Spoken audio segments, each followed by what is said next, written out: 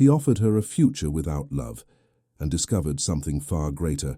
When the Duke of Ashford hired Miss Charlotte Gray as governess, he sought only an educator for his daughter. But in the quiet library evenings and stolen glances across candle-lit halls, two hearts discovered a truth that would destroy them both. Love recognizes no titles, no boundaries, no social order. Subscribe now, because what happened at Ashford Park proves that even the most honorable choices can lead to the most devastating endings.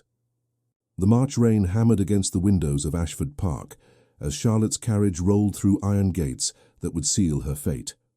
Her carriage wheels crunched over wet gravel as Charlotte Gray clutched her worn leather case against her chest, watching the magnificent silhouette of Ashford Park emerge through sheets of English rain. The estate sprawled across the Hampshire countryside like a sleeping giant. 3 stories of pale stone, symmetrical wings embracing manicured gardens, windows glowing amber against the grey March afternoon. 14 chimneys punctured the sky.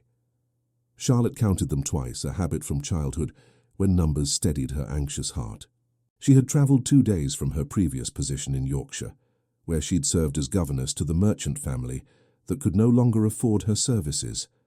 The reference letter in her reticule bore the seal of Mrs. Pemberton's employment agency, and the words written there still made her pulse quicken. Miss Gray's education and deportment are exceptional. She possesses rare qualities of intelligence, patience, and moral character. The Duke of Ashford's household will benefit immeasurably from her service. The Duke of Ashford. Charlotte had heard the name whispered in drawing rooms and read it in newspapers. Alexander Thornton, 5th Duke of Ashford, widower, father to a 6-year-old daughter, and one of the wealthiest men in England. His late wife, Duchess Catherine, had died 3 years prior in a riding accident that shocked society.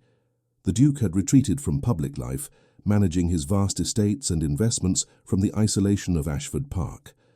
The carriage halted beneath a covered portico, where rain drummed on copper gutters. A footman in crimson livery appeared instantly, holding an umbrella as he opened the carriage door. Charlotte stepped down onto marble steps worn smooth by centuries of aristocratic feet, her modest grey travelling dress a stark contrast to the grandeur surrounding her. "Miss Gray." The footman's voice was polite, professionally neutral. "Mr. Davies is expecting you. Please, this way." The entrance hall stole Charlotte's breath. A double staircase swept upward in graceful curves, its balustrade carved from dark mahogany that gleamed like glass. The floor was black and white marble, arranged in geometric patterns that seemed to shift in the chandelier light. Portraits lined the walls, generations of Thornton ancestors staring down with the certainty of people who had never questioned their place in the world's hierarchy. Mr. Davies, the butler, appeared as if summoned by silent magic. He was perhaps 60, with silver hair and the upright bearing of a military officer. His dark coat was immaculate, his white gloves spotless despite the rainy afternoon. "Miss Gray, welcome to Ashford Park." His voice carried the authority of 30 years managing a ducal household. "I trust your journey was tolerable?" "Yes, thank you, Mr. Davies." Charlotte met his gaze directly but respectfully, knowing she was being evaluated. A governess occupied a peculiar position in aristocratic households, above servants, below family, perpetually caught between 2 worlds. First impressions were everything. "His Grace is occupied with estate business, but has requested you be shown to your quarters. Lady Beatrice is in the nursery with her current governess, Miss Hartley, who will be departing tomorrow. You will meet His Grace at dinner this evening." Mr. Davies gestured toward the staircase. "Mrs. Hughes, the housekeeper, will attend you." A woman descended the stairs with the brisk efficiency of someone who had climbed them 10,000 times. Mrs. Hughes was perhaps 50, round-faced and competent-looking, her keys jingling at her waist like a jailer's. But her eyes were kind. "Miss Gray, how lovely to have you. Come along now, you'll want to rest before dinner. It's quite the climb to the 3rd floor, but the governor's suite has the loveliest view of the East Gardens." Charlotte followed Mrs. Hughes upward, past the 2nd floor where family apartments were located, to the 3rd floor where nursery, schoolroom and governor's quarters occupied a quiet wing. Her rooms were surprisingly spacious. A bedroom with a 4-poster bed draped in cream fabric, a small sitting room with a writing desk positioned beneath a window, and a connecting door to the schoolroom. Lady Beatrice is a darling child, Mrs. Hughes said, setting Charlotte's case on a trunk at the foot of the bed. Bright as a new penny, but so terribly lonely since her mother passed. Miss Hartley tried her best, poor woman, but she never quite connected with the child. Too rigid, perhaps. His Grace has high hopes for you. I'll do my utmost to deserve his confidence, Charlotte said softly, moving to the window. The rain was lessening, and through clearing mist she could see formal gardens stretching toward a distant lake. Stone statues stood sentinel among rosebeds waiting for spring. Dinner is at 7 in the family dining room. His Grace keeps country hours even though we're only 2 hours from London. He prefers quiet. Mrs. Hughes hesitated at the door. Miss Grey, if I may speak frankly. Please. His Grace is a good man, but a wounded one. He loved the Duchess deeply, and her death, well, he focuses entirely on his responsibilities now. The estate, his daughter, his seat in Parliament. He's forgotten how to live for himself. The housekeeper's expression was troubled. Lady Beatrice mirrors her father's grief. She needs someone who can bring light back into this house. Can you do that, Miss Grey? Charlotte thought of the letter that had brought her here, of the strange intuition that had made her accept this position despite other offers. I can try, Mrs. Hughes. That's all any of us can do. The housekeeper smiled, seemingly satisfied, and departed with a rustle of keys. Charlotte unpacked her modest belongings, 3 dresses, undergarments, nightclothes, books, and the small painted miniature of her parents that she kept wrapped in velvet. Her father had been a country vicar, her mother a vicar's daughter. Both had died of fever when Charlotte was 16, leaving her educated but penniless. She had entered service at 17, working her way up from nursery maid to governess through sheer determination and natural aptitude for teaching. At 6:30, Charlotte dressed in her best gown, deep blue wool with black trim, modest but well cut. She arranged her dark blonde hair in a simple chignon, allowing a few soft curls to frame her face. Her reflection in the mirror showed a woman of 24 with serious grey eyes, a straight nose, and a mouth that smiled rarely but warmly when it did. She looked respectable, professional, entirely appropriate for her position. Precisely at 7, Charlotte descended to the 2nd floor. A footman waited to escort her to the family dining room, a chamber that could have seated 30, but was set for only 2 tonight. Crystal glasses caught candlelight. Silver gleamed on white linen. The walls were papered in rich burgundy damask, and a fire crackled in a marble fireplace. And at the head of the table stood the Duke of Ashford. Charlotte's first thought was that the newspapers had not prepared her.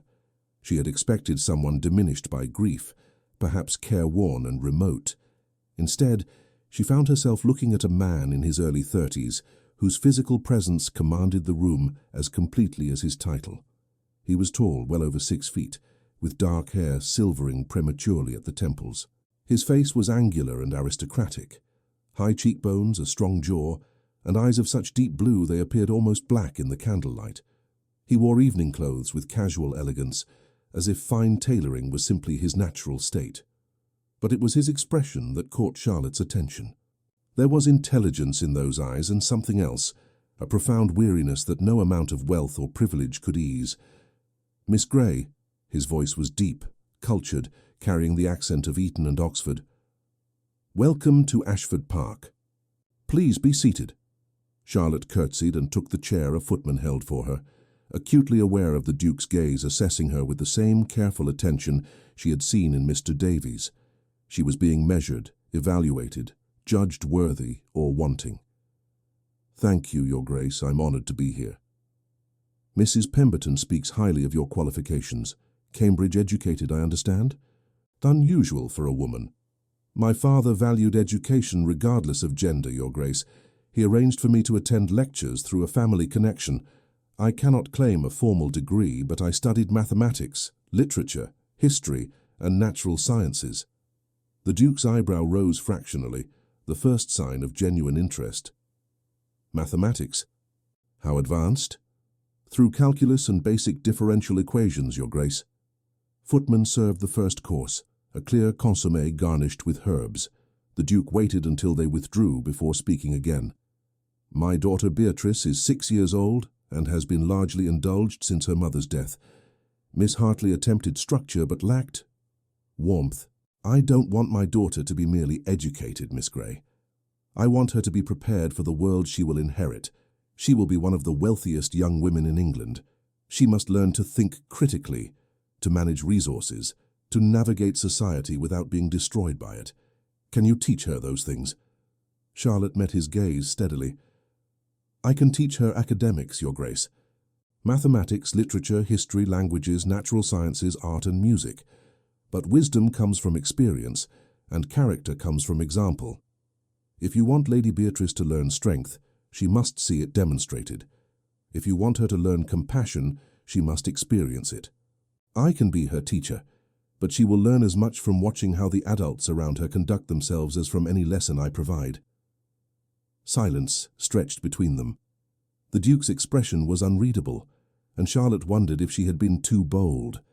Governesses were meant to be deferential, agreeable, invisible. She had just implied that His Grace's own behaviour would influence his daughter's development. Then, unexpectedly, the Duke smiled, a small, genuine curve of his mouth that transformed his face entirely. For a moment, Charlotte glimpsed the man he must have been before tragedy carved him hollow. You are forthright, Miss Grey, I appreciate that. Too many people tell me only what they believe I wish to hear. He lifted his wineglass in a subtle gesture. You'll meet Beatrice tomorrow morning. She's anxious about yet another new governess. Her mother's death disrupted her sense of security. Be patient with her. Of course, Your Grace. They ate in silence for several minutes. The food was exquisite, courses appearing and vanishing with perfect timing, each dish demonstrating the skill of Ashford Park's French chef. Charlotte was aware of being observed, but the Duke's attention felt more curious than critical. May I ask, Miss Grey, why you chose this profession? The Duke's question came as dessert arrived, a delicate lemon tart with candied violets. A woman of your education might have sought other paths. Charlotte considered her answer carefully. When my parents died, I had few options. I could have married. There was a curate who offered, but I didn't love him, and I believed I could contribute more to the world by educating children than by enduring an unhappy marriage for security's sake. Teaching gives me purpose, Your Grace. Every child I help prepare for life feels like honoring my parents' memory. Something shifted in the Duke's expression, a recognition, perhaps, of grief understood. Your parents were fortunate in their daughter, and Lady Beatrice is fortunate in her father, Your Grace. Not every man of your position would care so deeply about his daughter's education. Beatrice is all I have left of Catherine, the Duke said quietly. I failed my wife in ways I cannot remedy. I will not fail our daughter. The vulnerability in those words pierced Charlotte's professional composure. This was not the remote aristocrat she had expected, but a father haunted by loss and driven by love to do better. You won't fail her, Your Grace, Charlotte said softly. Not if you continue to prioritize her well-being over societal expectations. That alone sets you apart. The Duke studied her for a long moment, and Charlotte had the unsettling sensation of being truly seen, not as a servant or employee, but as a person whose thoughts mattered. Thank you, Miss Grey. I believe you will do well here. He rose, and Charlotte immediately stood as well. Tomorrow you'll begin with Beatrice. The schoolroom is stocked with materials, but if you require anything additional, inform Mrs. Hughes. Good night. Good night, Your Grace. Charlotte returned to her rooms with her mind churning. She had expected a formal interview with a distant aristocrat. Instead, she had dined with a man of genuine depth and feeling, someone struggling to honor both duty and love, in a world that demanded he choose between them. She prepared for bed slowly, letting the day's impressions settle. Rain had resumed, tapping against the window in rhythm with her thoughts.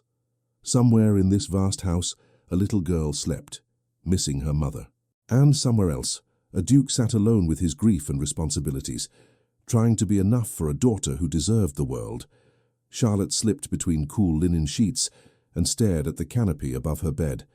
She had held many positions in many households, but something about Ashford Park felt different. The air itself seemed charged with possibility and sorrow in equal measure. She could not have known in that moment how completely her life was about to change, how the lonely Duke and his grieving daughter would become the center of her universe, how love would bloom in the quiet spaces between propriety and passion, growing despite every obstacle, until it became the most beautiful and devastating force either of them had ever known. But that knowledge would come soon enough, for now Charlotte Gray closed her eyes and let sleep claim her, while rain whispered against the windows of Ashford Park, and somewhere in the darkness, fate began weaving threads that would bind three hearts together, and then tear them apart in ways none of them could survive intact. The story of the Duke and the governess had begun, and it would end in tragedy that society would remember for generations. Spring arrived at Ashford Park like a whispered promise, transforming the grey Hampshire countryside into waves of green, punctuated by cherry blossoms that drifted like snow across the manicured lawns. Charlotte had been at the estate for 3 months, and in that time she had witnessed a small miracle. Lady Beatrice Thornton was learning to smile again. The child had been wary at first, watching Charlotte with those enormous blue eyes, her father's eyes, that held far too much sadness for someone so young. Beatrice was small for 6, with dark curls that refused to be tamed, and a serious expression that made her seem decades older than her years. Miss Hartley, the previous governess, had ruled the schoolroom with rigid schedules and punitive corrections. Charlotte took a different approach. On her first morning, Charlotte had entered the schoolroom to find Beatrice sitting ramrod straight at her desk, hands folded, face carefully blank, a child armored against disappointment. "Good morning, Lady Beatrice," Charlotte had said gently, setting down her materials. "I thought perhaps we might begin by getting to know each other. Would you like to show me your favorite things?" The child's composure had cracked slightly. Miss Hartley said favorites were frivolous. Miss Hartley was mistaken. Our favorite things tell us who we are. They're very important. Charlotte had knelt beside Beatrice's chair, bringing herself to eye level. "I'll start. My favorite color is deep blue, like the sky just before night falls. My favorite sound is rain on windows. My favorite food is strawberries with cream. Now, what are yours?" Slowly, tentatively, Beatrice had begun to speak. Her favorite color was purple. Her favorite sound was her father's laugh, though she hadn't heard it in a very long time. Her favorite food was chocolate cake, which Cook made for her birthday. From that beginning, Charlotte had built a foundation of trust. She structured lessons around Beatrice's natural curiosity rather than arbitrary rules. When teaching mathematics, she used the estate's accounts to demonstrate practical applications. How many acres of wheat yielded how much grain, how investments compounded over time. For literature, they read adventures and fairy tales, discussing not just vocabulary but themes of courage and kindness. Science lessons happened in the gardens, observing insects and identifying plants, collecting specimens for careful study. But more than academics, Charlotte taught Beatrice something Miss Hartley had never considered: joy. They sang while practicing French pronunciation. They acted out historical events with dramatic flair. They painted watercolors in the garden on sunny afternoons, Charlotte's own modest artistic skills barely keeping pace with Beatrice's enthusiastic brushwork. And gradually, the serious little girl began to emerge from her protective shell. "Miss Gray, look! I've calculated the volume of the fish pond using the formula you taught me." Beatrice's voice rang with triumph as she held up her slate on a warm April morning. Charlotte examined the child's work, her heart swelling with pride. The calculations were perfect, the numbers neat and precise. "Excellent work, Beatrice. You've mastered this beautifully. Shall we go verify your calculations at the pond itself?" They spent the morning outside, Beatrice measuring depths with a marked pole, while Charlotte recorded observations. The child's laughter echoed across the gardens, a sound that drew the attention of the Duke, who happened to be walking back from the stables. Alexander Thornton stood at a distance, watching his daughter with an expression that made Charlotte's throat tighten. She had seen that look before, a mixture of love, grief, and something like wonder that the child laughing in the sunshine was his, despite everything that had tried to break her. "Your Grace!" Beatrice noticed her father and ran toward him with muddy hands and wind-blown hair, all proper decorum forgotten in her excitement. "Miss Gray taught me to calculate volumes, and I measured the whole pond, and my answer was correct within 2% margin of error." The Duke caught his daughter in an embrace, heedless of the mud transferring to his riding coat. Did she indeed? That's remarkable, Beatrice. You're becoming quite the mathematician. Miss Grey says mathematics is the language of the universe, and if I learn to speak it, I can understand how everything works. Beatrice beamed up at her father with such unguarded happiness that Charlotte felt like an intruder witnessing something sacred. The Duke's gaze lifted to meet Charlotte's over his daughter's head. Miss Grey appears to be teaching you many valuable things. She's the best governess in the whole world, Papa. She makes learning an adventure, not a punishment. Charlotte felt heat rise to her cheeks under the Duke's steady regard. Lady Beatrice is an exceptional student, Your Grace. She makes teaching a pleasure. I can see that. The Duke's voice was warm, genuinely grateful. Beatrice, why don't you go wash your hands and ask Cook for some lemonade? I'd like to speak with Miss Grey for a moment. The child scampered off toward the house, leaving Charlotte alone with the Duke in the dappled shade of a flowering cherry tree. Petals drifted down around them like pink confetti, and Charlotte was suddenly acutely aware of how improper this was, standing alone with His Grace in the garden, without even a maid for propriety's sake. Miss Grey, I wanted to thank you. The Duke's formal tone softened into something more personal. Beatrice has changed remarkably in these 3 months. She smiles now. She laughs. She runs through the gardens like a child should. I had forgotten she could be happy. She was always capable of happiness, Your Grace. She just needed permission to feel it again. And you gave her that permission. The Duke stepped closer, and Charlotte caught the scent of leather and sandalwood, expensive, masculine, entirely inappropriate for her to notice. You've given her more than education. You've given her hope. I cannot adequately express my gratitude. Seeing Lady Beatrice flourish is gratitude enough, Your Grace. They stood in silence for a moment, something unspoken hanging in the air between them like the drifting cherry blossoms. Charlotte knew she should curtsy and withdraw, maintain the proper distance between governess and employer. But the Duke's expression held her there, something in his eyes that looked almost like loneliness, seeking recognition in another lonely soul. My daughter is not the only one who has benefited from your presence here, the Duke said quietly. This house feels different now, lighter somehow. Charlotte's heart began to beat faster. This was dangerous territory. These words that suggested she mattered beyond her professional function. I'm glad to contribute to the household's well-being, Your Grace. Alexander. The word came softly, almost tentatively. When we're alone, you may call me Alexander. Your Grace seems absurdly formal for someone who has become so integral to my family's happiness. Charlotte's breath caught. This was a boundary being crossed, an intimacy being offered that violated every rule of proper conduct between employer and employee. She should refuse, should insist on maintaining professional distance. I couldn't possibly, Your Grace. It wouldn't be appropriate. Perhaps not. The Duke Alexander smiled ruefully. But I find myself caring less about appropriateness than I once did. Grief has a way of clarifying what truly matters. Before Charlotte could respond, Beatrice's voice called from the terrace. Papa, Miss Grey, Cook says lemonade is ready. The moment shattered like glass. Alexander stepped back, his expression resuming its usual aristocratic composure. We should go. Beatrice will think we've abandoned her. But as they walked back toward the house, Charlotte's mind churned with dangerous awareness. Something had shifted in that garden conversation. Some line had been approached, if not quite crossed. And the look in Alexander's eyes, the Duke's eyes, she corrected herself firmly, had held a warmth that no governess should inspire in her employer. She needed to be more careful, more distant, more professional. Yet as the weeks passed, distance became increasingly impossible to maintain. It began innocently enough. The Duke.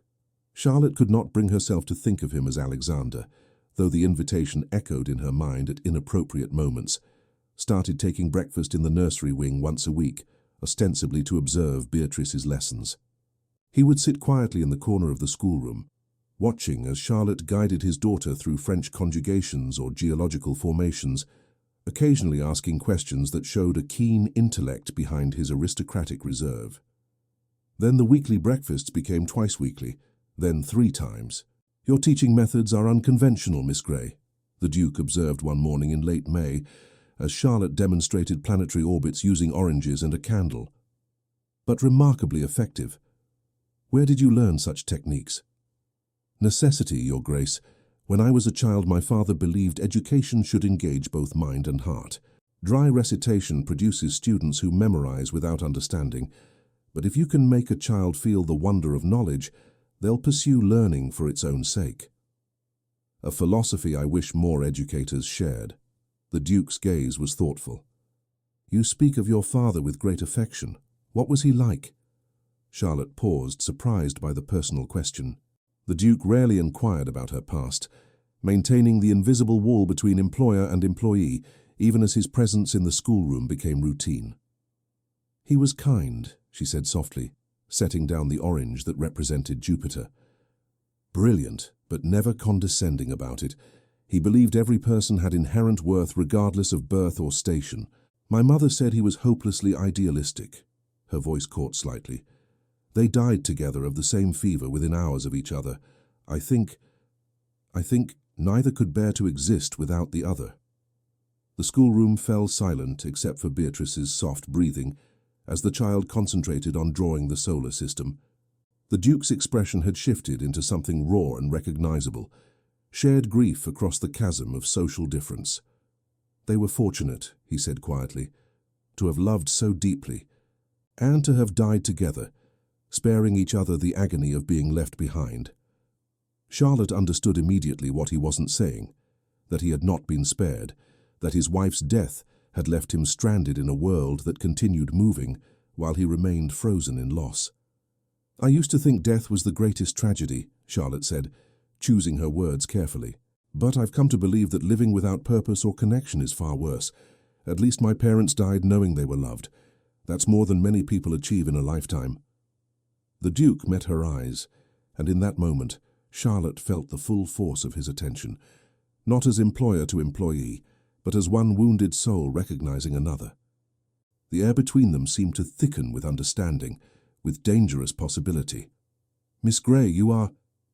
He stopped abruptly, as if catching himself, before saying something irreversible. You are wise beyond your years. Papa, look. I've drawn all 9 planets. Beatrice's excited interruption shattered the tension. The child held up her slate proudly, and both adults turned their attention to praising her work, the moment of connection dissolving like morning mist. But Charlotte felt it lingering long after the Duke departed, that sense of being truly seen, of mattering in ways that had nothing to do with her professional competence. The Duke began seeking Charlotte's counsel on matters that had nothing to do with Beatrice's education. It started with estate business. One evening in June, as Charlotte was shelving books in the library, the Duke entered, carrying a sheaf of papers and looking uncharacteristically uncertain. Miss Grey, forgive the intrusion, but I find myself in need of a second opinion. He gestured to the documents. The estate manager proposes modernizing our tenant farming operations with new crop rotation techniques and mechanical equipment. The investment is substantial, and the traditional approach has served Ashford Park for generations. I find myself unsure. Charlotte should have demurred, should have insisted such matters were beyond her expertise. Instead, she found herself crossing to the desk, where he spread the papers, studying the proposals with genuine interest. May I? She asked, reaching for the financial projections. Please. They spent 2 hours analyzing costs, yields, and risk factors. Charlotte's mathematical training allowed her to identify discrepancies in the manager's calculations, while her pragmatic nature helped evaluate the social implications of displacing traditional laborers. The modernization makes economic sense in the long term, Charlotte concluded finally, but the human cost of rapid change could be devastating. Perhaps a gradual implementation? Modernize 1/3 of the acreage, retain traditional methods on the remainder, and use the first year's data to refine the approach. That way you minimize risk while demonstrating good faith to the tenant families who depend on these lands. The Duke stared at her with undisguised admiration. That's brilliant. Why didn't my Oxford-educated estate manager propose something so sensible? Perhaps because he was trained to maximize profit, not balance it with human welfare. Charlotte suggested gently. Numbers matter, Your Grace, but so do people. You remind me of that fact more than you know, Miss Grey. Their eyes met across the desk and Charlotte felt her pulse quicken. This was becoming a pattern, these moments when professional boundaries blurred into something warmer, more personal, infinitely more dangerous. The library visits became regular. Charlotte would be reading before the fire in the evenings, and the Duke would appear with questions about estate matters, political debates, even philosophical queries that seemed designed more to prolong conversation than to seek actual advice. They discussed everything from parliamentary reform to poetry, from agricultural innovation to astronomical discoveries. Charlotte knew she should discourage these encounters. A governess did not spend private evenings in intimate conversation with her employer, but she found herself anticipating the Duke's arrival each night, found herself choosing books she knew would interest him, found herself laughing at his dry wit and challenging his aristocratic assumptions with an boldness that would have horrified Mrs. Pemberton's employment agency. And the Duke, Alexander, she sometimes allowed herself to think in the privacy of her own mind, seemed equally unable to stay away. "Why do you suppose," he asked one evening in mid-July, as they debated the merits of Wordsworth versus Byron, "two people can talk for hours and never run out of things to say?" Charlotte's heart skipped. Shared intellectual curiosity, perhaps, or complementary perspectives that create productive dialogue, or something more fundamental, the Duke said softly, leaning forward in his chair, some rare alignment of minds that transcends circumstance. The fire crackled in the silence. Charlotte knew she should deflect, should laugh it off as philosophical musing. Instead, she heard herself whisper, "Yes," something like that. The Duke's gaze held hers, and Charlotte saw in his eyes the same dangerous awareness that churned in her own heart, the recognition that what had begun as professional respect had evolved into something neither of them had intended, something that could destroy them both if allowed to grow. "Miss Grey, Charlotte." Her name on his lips sent tremors through her entire body. "I should not say this. It violates every rule of propriety. But these months since you arrived have been the first time since Catherine's death that I've felt truly alive. You've awakened something in me I thought died with my wife. I find myself thinking of you constantly, seeking excuses to be in your presence, counting the hours until our evening conversations." Charlotte's hands trembled in her lap. She should stop him, should leave immediately, should remember that she was a governess and he was a duke, and the gulf between them was unbridgeable. "Your Grace, please." "Alexander," he insisted, his voice rough with emotion. "When we're alone, let me be Alexander. Let me be simply a man who has found in you something precious and rare." "We cannot," Charlotte said, though her voice broke on the words. "You know we cannot. The difference in our stations, the scandal it would cause, the damage to your reputation and Lady Beatrice's future. I know." The Duke, Alexander, closed his eyes briefly, pain etched across his aristocratic features. "God help me, I know. But knowing doesn't change what I feel, doesn't stop me from falling." He cut himself off, standing abruptly. "Forgive me. I've said too much." This was unconscionable. He strode toward the door and Charlotte felt something in her chest tear. She should let him go, should maintain silence and allow this moment to pass into awkward history they would both pretend never happened. Instead, she stood. "Alexander." He froze at the threshold, his back to her, shoulders rigid with restraint. "I feel it too," Charlotte whispered. "Whatever this is between us, I've tried to ignore it, tried to maintain proper distance, but every conversation, every shared glance, every moment in your presence makes it stronger. I'm terrified of it, of what it could mean, of what it could cost us both." Alexander turned slowly. The expression on his face was a mixture of anguish and desperate hope. "Charlotte, if circumstances were different, if I were not a duke, if you were not my daughter's governess—" "But we are those things," Charlotte said, tears burning her eyes, "and wishing otherwise changes nothing. You have responsibilities, a position in society, political obligations. Your family will expect you to remarry eventually, to produce an heir to secure the dukedom. I'm the daughter of a country vicar, employed in your household. There is no scenario in which this ends well. Then we'll end it now, Alexander said, though his voice carried no conviction. I'll maintain proper distance. We'll speak only of Beatrice's education. I'll take my meals separately, conduct my business elsewhere. Yes, Charlotte agreed, knowing it was impossible even as she said it. That's what we must do. They stood across the library from each other, separated by 20 feet of Persian carpet and an unbridgeable social chasm, yet connected by something more powerful than either of them had expected to feel again. Charlotte, if I could choose freely, if the world were different, Alexander's voice was raw with longing. I know, she whispered. I know. He left without another word, and Charlotte sank into her chair, burying her face in her hands. She had just acknowledged aloud what her heart had known for weeks. She was falling in love with Alexander Thornton, Duke of Ashford. And he was falling in love with her. It was the most beautiful and most devastating truth of her life. For 3 days they maintained the distance they'd promised each other. The Duke took his meals in the formal dining room. He stayed away from the schoolroom. He did not appear in the library. Charlotte told herself it was for the best, taught Beatrice with focused dedication, ignored the hollow ache in her chest. But on the 4th day, Beatrice became ill. It started with a cough during afternoon lessons. By evening, the child was feverish, her small body burning with heat that terrified Charlotte with memories of the illness that had claimed her parents. Send for Dr. Whitmore immediately, Charlotte ordered Mrs. Hughes, her voice steady despite her fear, and inform His Grace. The doctor arrived within the hour, examined Beatrice with professional thoroughness, and delivered his diagnosis: a severe respiratory infection, potentially pneumonia. Dangerous, especially in one so young. The next 48 hours would be critical. Alexander appeared in the nursery like a storm, his aristocratic composure shattered by paternal terror. How is she? What does Whitmore say?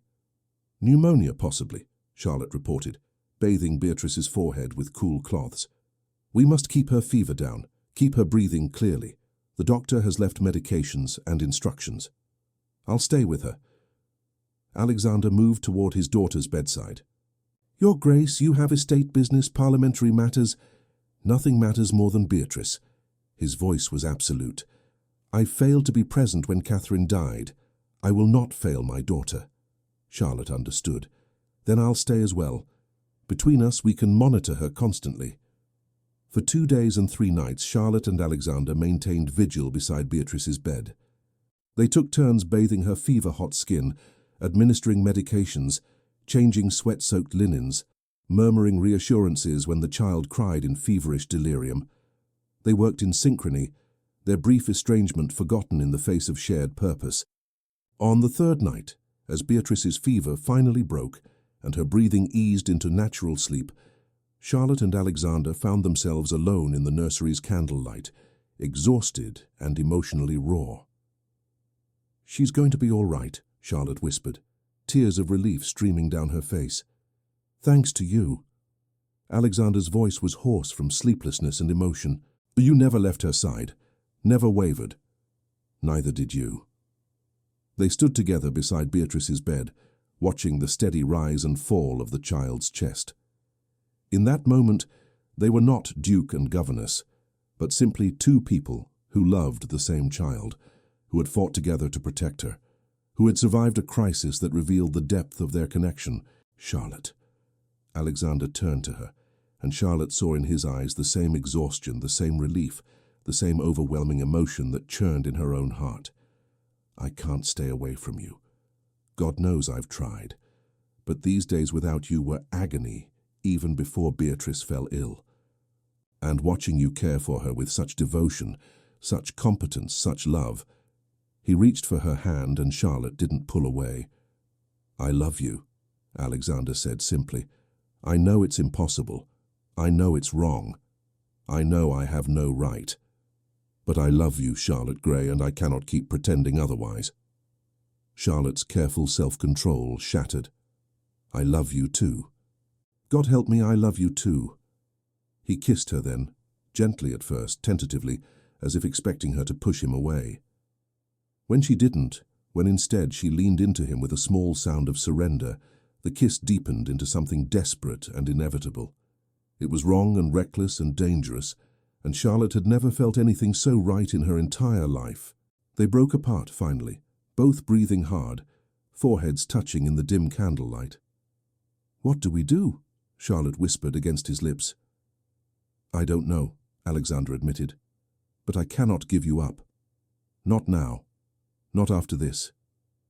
They stood together in the nursery's quiet darkness, holding each other while Beatrice slept peacefully, and dawn approached with all its impossible complications.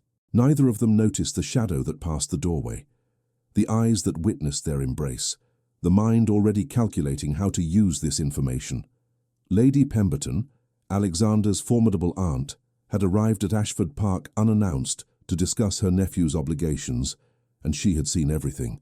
The reckoning was coming. For 2 precious weeks, Charlotte and Alexander existed in a fragile bubble of stolen moments and unspoken understandings.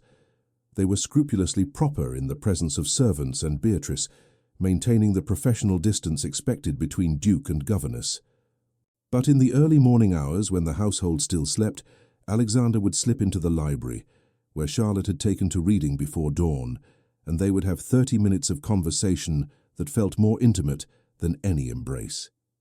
They spoke of everything and nothing: childhood memories, philosophical questions, dreams they'd abandoned, hopes they'd forgotten they still possessed.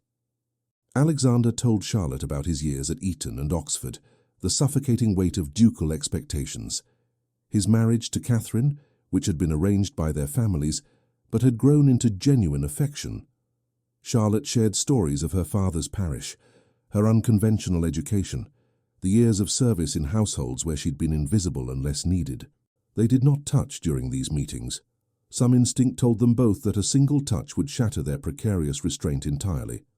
The kiss in the nursery had been a moment of emotional overflow during crisis. Repeating it would be deliberate choice, a line crossed that could never be uncrossed. But the longing between them was palpable, a living thing that filled every silence, weighted every glance, made the air itself feel electric when they were in the same room. "This is madness," Charlotte whispered one morning in early August as they sat in armchairs before the unlit library fireplace, dawn light just beginning to filter through the tall windows. "We're playing with fire." "I know," Alexander said quietly, "but I find I don't care. These moments with you are the only time I feel like myself, rather than the role I'm expected to play. Is that selfish?" "Profoundly." Charlotte smiled sadly. "But I understand it. I feel the same." "If I were free to choose," Alexander began, but Charlotte stopped him with a shake of her head. Don't speak of impossibilities. It only makes this harder." But even as she said it, Charlotte's heart ached with the weight of all the things they couldn't say, couldn't have, couldn't be to each other. The reckoning came on a Tuesday afternoon in late August. Charlotte was in the schoolroom with Beatrice, reviewing Latin conjugations, when Mrs. Hughes appeared in the doorway looking unusually flustered. "Miss Grey, His Grace requests your presence in the drawing-room immediately. Lady Pemberton has arrived from London and wishes to speak with you." Charlotte's stomach dropped. She knew of Lady Pemberton, Alexander's paternal aunt, a formidable dowager of 60, who wielded enormous influence in both family matters and society. The woman had not visited Ashford Park since Catherine's death, her absence a pointed statement about her disapproval of Alexander's withdrawal from public life. "Of course," Charlotte kept her voice steady. "Beatrice, continue practicing your conjugations. I'll return shortly." She smoothed her grey dress, checked that her hair was properly pinned, and descended to the second floor with a growing sense of dread. Whatever had brought Lady Pemberton to Ashford Park unannounced could not be good. The drawing-room was a masterpiece of aristocratic elegance: cream walls, gilt mirrors, furniture upholstered in blue silk that matched the Ashford family colours. Alexander stood by the fireplace, his expression carefully neutral, but his eyes troubled. In a high-backed chair that might as well have been a throne sat Lady Pemberton. She was exactly what Charlotte had imagined: tall, ramrod straight despite her age, dressed in expensive black bombazine with an elaborate lace collar. Her face was handsome rather than beautiful, with sharp cheekbones and piercing grey eyes that missed nothing. She radiated authority and judgment in equal measure. "Miss Grey," Lady Pemberton's voice could have cut glass, Do sit down. We have matters to discuss. Charlotte curtsied and took the chair indicated, acutely aware of being evaluated like a horse at auction. She kept her hands folded in her lap, her expression composed, her posture perfect. Whatever was coming, she would face it with dignity. "Aunt Pemberton," Alexander said with forced civility, "I fail to see why Miss Grey's presence is required for family discussions." "Don't you?" Lady Pemberton's smile was arctic. "How curious. I would have thought the nature of Miss Grey's involvement with this family would make her presence essential." The words hung in the air like poison. Charlotte felt blood drain from her face, even as she maintained her composure. Alexander's jaw tightened dangerously. "I'm not certain what you're implying, Aunt. Then allow me to be explicit." Lady Pemberton turned her full attention to Charlotte, and it was like being examined by a magistrate. "Miss Grey, you have been employed in this household for 5 months.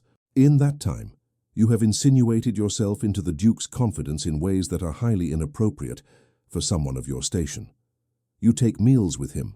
You meet with him privately in the library. You counsel him on estate matters far beyond the scope of a governess's duties. And most damningly," her voice sharpened like a blade, "you embraced him in the nursery 3 weeks ago while his daughter lay sleeping mere feet away."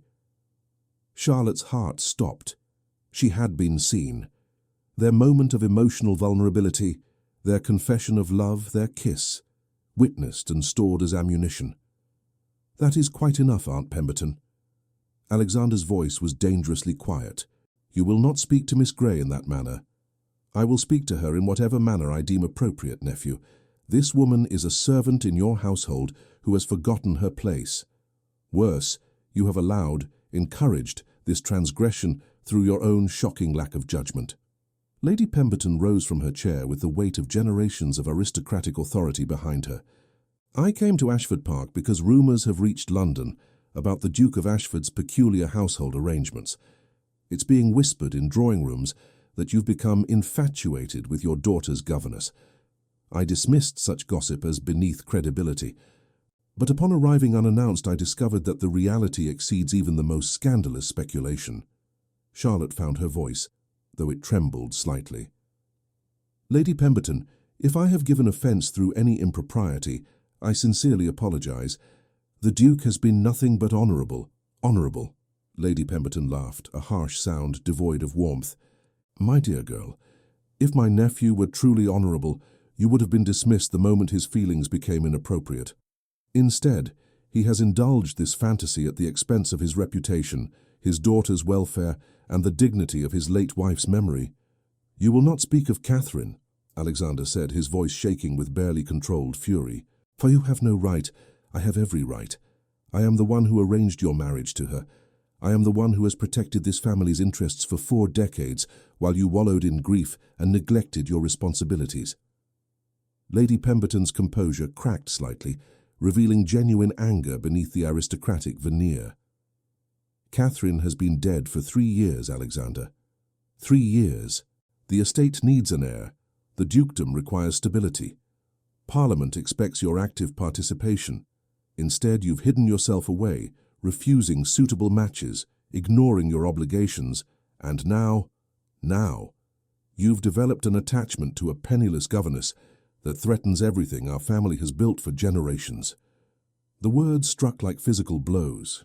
Charlotte felt each one land, penniless, unsuitable, threatening, inappropriate. Every fear she'd harboured about their impossible situation, confirmed by a woman who represented the entire weight of aristocratic society.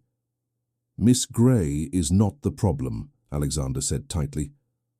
"The problem is your expectation that I will sacrifice personal happiness for the sake of appearances and bloodlines." "Personal happiness?" Lady Pemberton's voice dripped with disdain. "You are the Duke of Ashford. Your personal happiness is irrelevant compared to your duty. Do you think your ancestors cared about happiness when they built this legacy? Do you think the tenants depending on this estate for their livelihoods care about your romantic inclinations? You are not free to love whomever you choose, Alexander. You are free only to do your duty." Charlotte stood abruptly, unable to bear hearing herself discussed as if she weren't present. "Lady Pemberton, with respect, I believe I should withdraw." This is a family matter. Yes, you should withdraw, Lady Pemberton agreed coldly. And not just from this room, from this household entirely. I want you gone from Ashford Park by week's end. You have no authority to dismiss my staff, Alexander said, stepping forward. Then you dismiss her. Lady Pemberton turned to her nephew with eyes like flint. Prove that you haven't entirely lost your senses. Dismiss this woman and accept the introduction to Lady Victoria Hartwell that I've arranged for next month. She is 23, impeccably connected, possessed of both beauty and substantial dowry. She would make an excellent Duchess of Ashford and provide you with the heirs this family desperately needs. I will not be ordered about like a child, Aunt. Then stop behaving like one. For the first time, genuine emotion broke through Lady Pemberton's icy control. Alexander, I loved Catherine like a daughter. Her death devastated me as well. But she would not want you to destroy yourself and Beatrice's future out of misguided loyalty to her memory.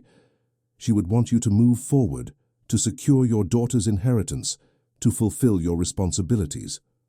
And she certainly would not want you to throw away everything for an infatuation with someone so far beneath your station that marriage is legally and socially impossible. The silence that followed was suffocating. Charlotte realized with crushing clarity that Lady Pemberton was right, not in her cruelty but in her assessment of reality. There was no scenario in which Charlotte and Alexander could have a future together. Marriage between a duke and a governess was unthinkable. Even if Alexander defied convention and proposed, the scandal would destroy his political career, damage Beatrice's marital prospects, and make them both pariahs in the only society they knew. Love, no matter how genuine, could not overcome the rigid hierarchies of Victorian England. "I'll pack my things," Charlotte heard herself say, her voice distant and hollow. "Lady Pemberton is correct. My continued presence here serves no one's interests." "Charlotte, no." Alexander reached for her, but she stepped back, maintaining the physical distance they'd so carefully preserved. "Your Grace, it has been an honor to serve as Lady Beatrice's governess. She is a remarkable child, who will undoubtedly become a remarkable woman. I hope you'll ensure her education continues with someone who appreciates her gifts."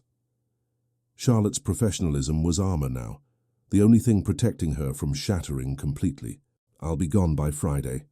She curtsied to both of them and walked toward the door with measured steps, though everything in her screamed to run. "Charlotte, please. We need to discuss this." "There's nothing to discuss, Your Grace."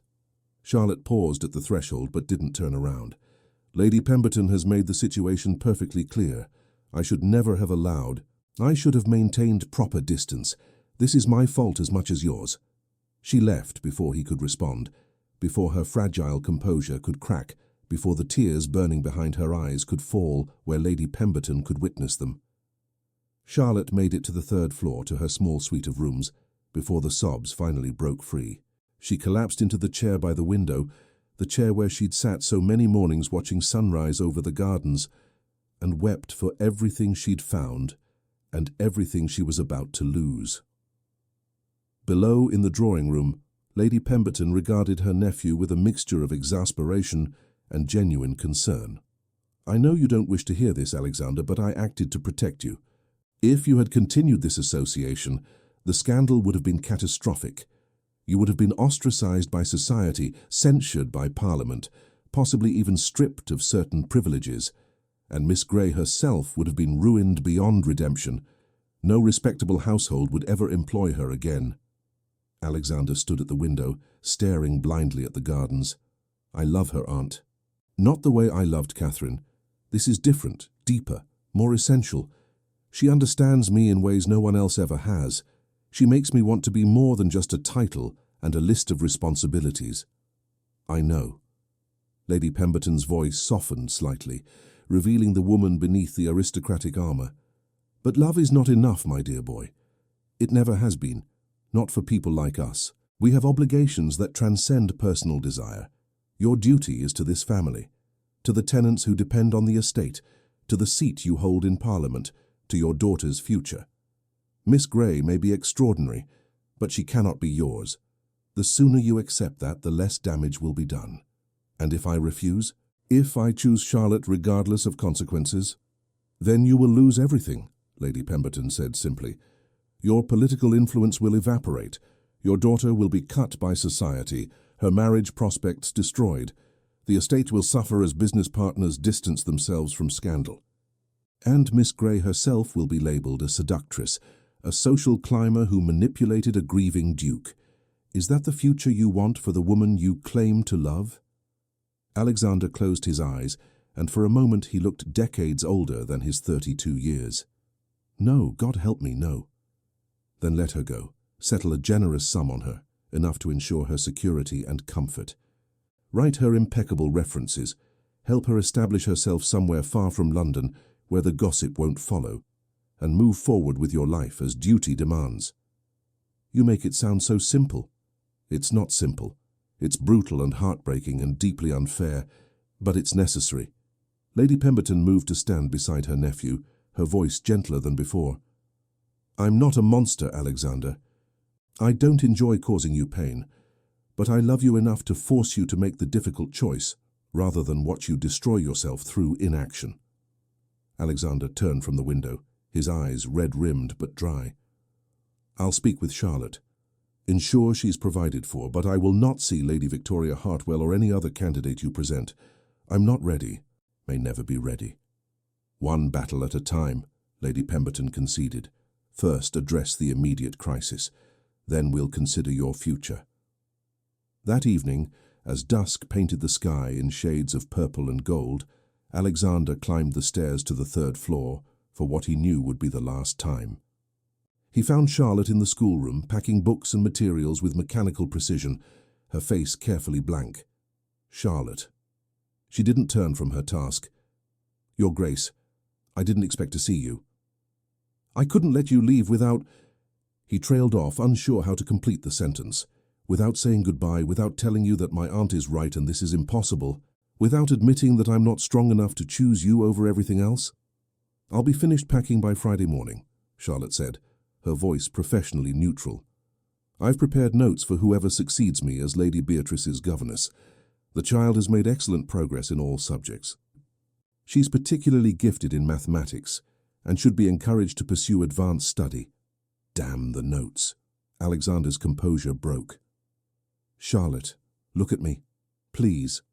She turned finally, and he saw that her grey eyes were puffy from crying, her face pale with exhaustion and grief.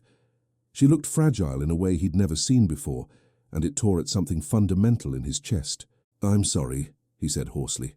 God, I'm so sorry. I should never have allowed this to happen. Should have been stronger, maintained distance, protected you from falling in love with you.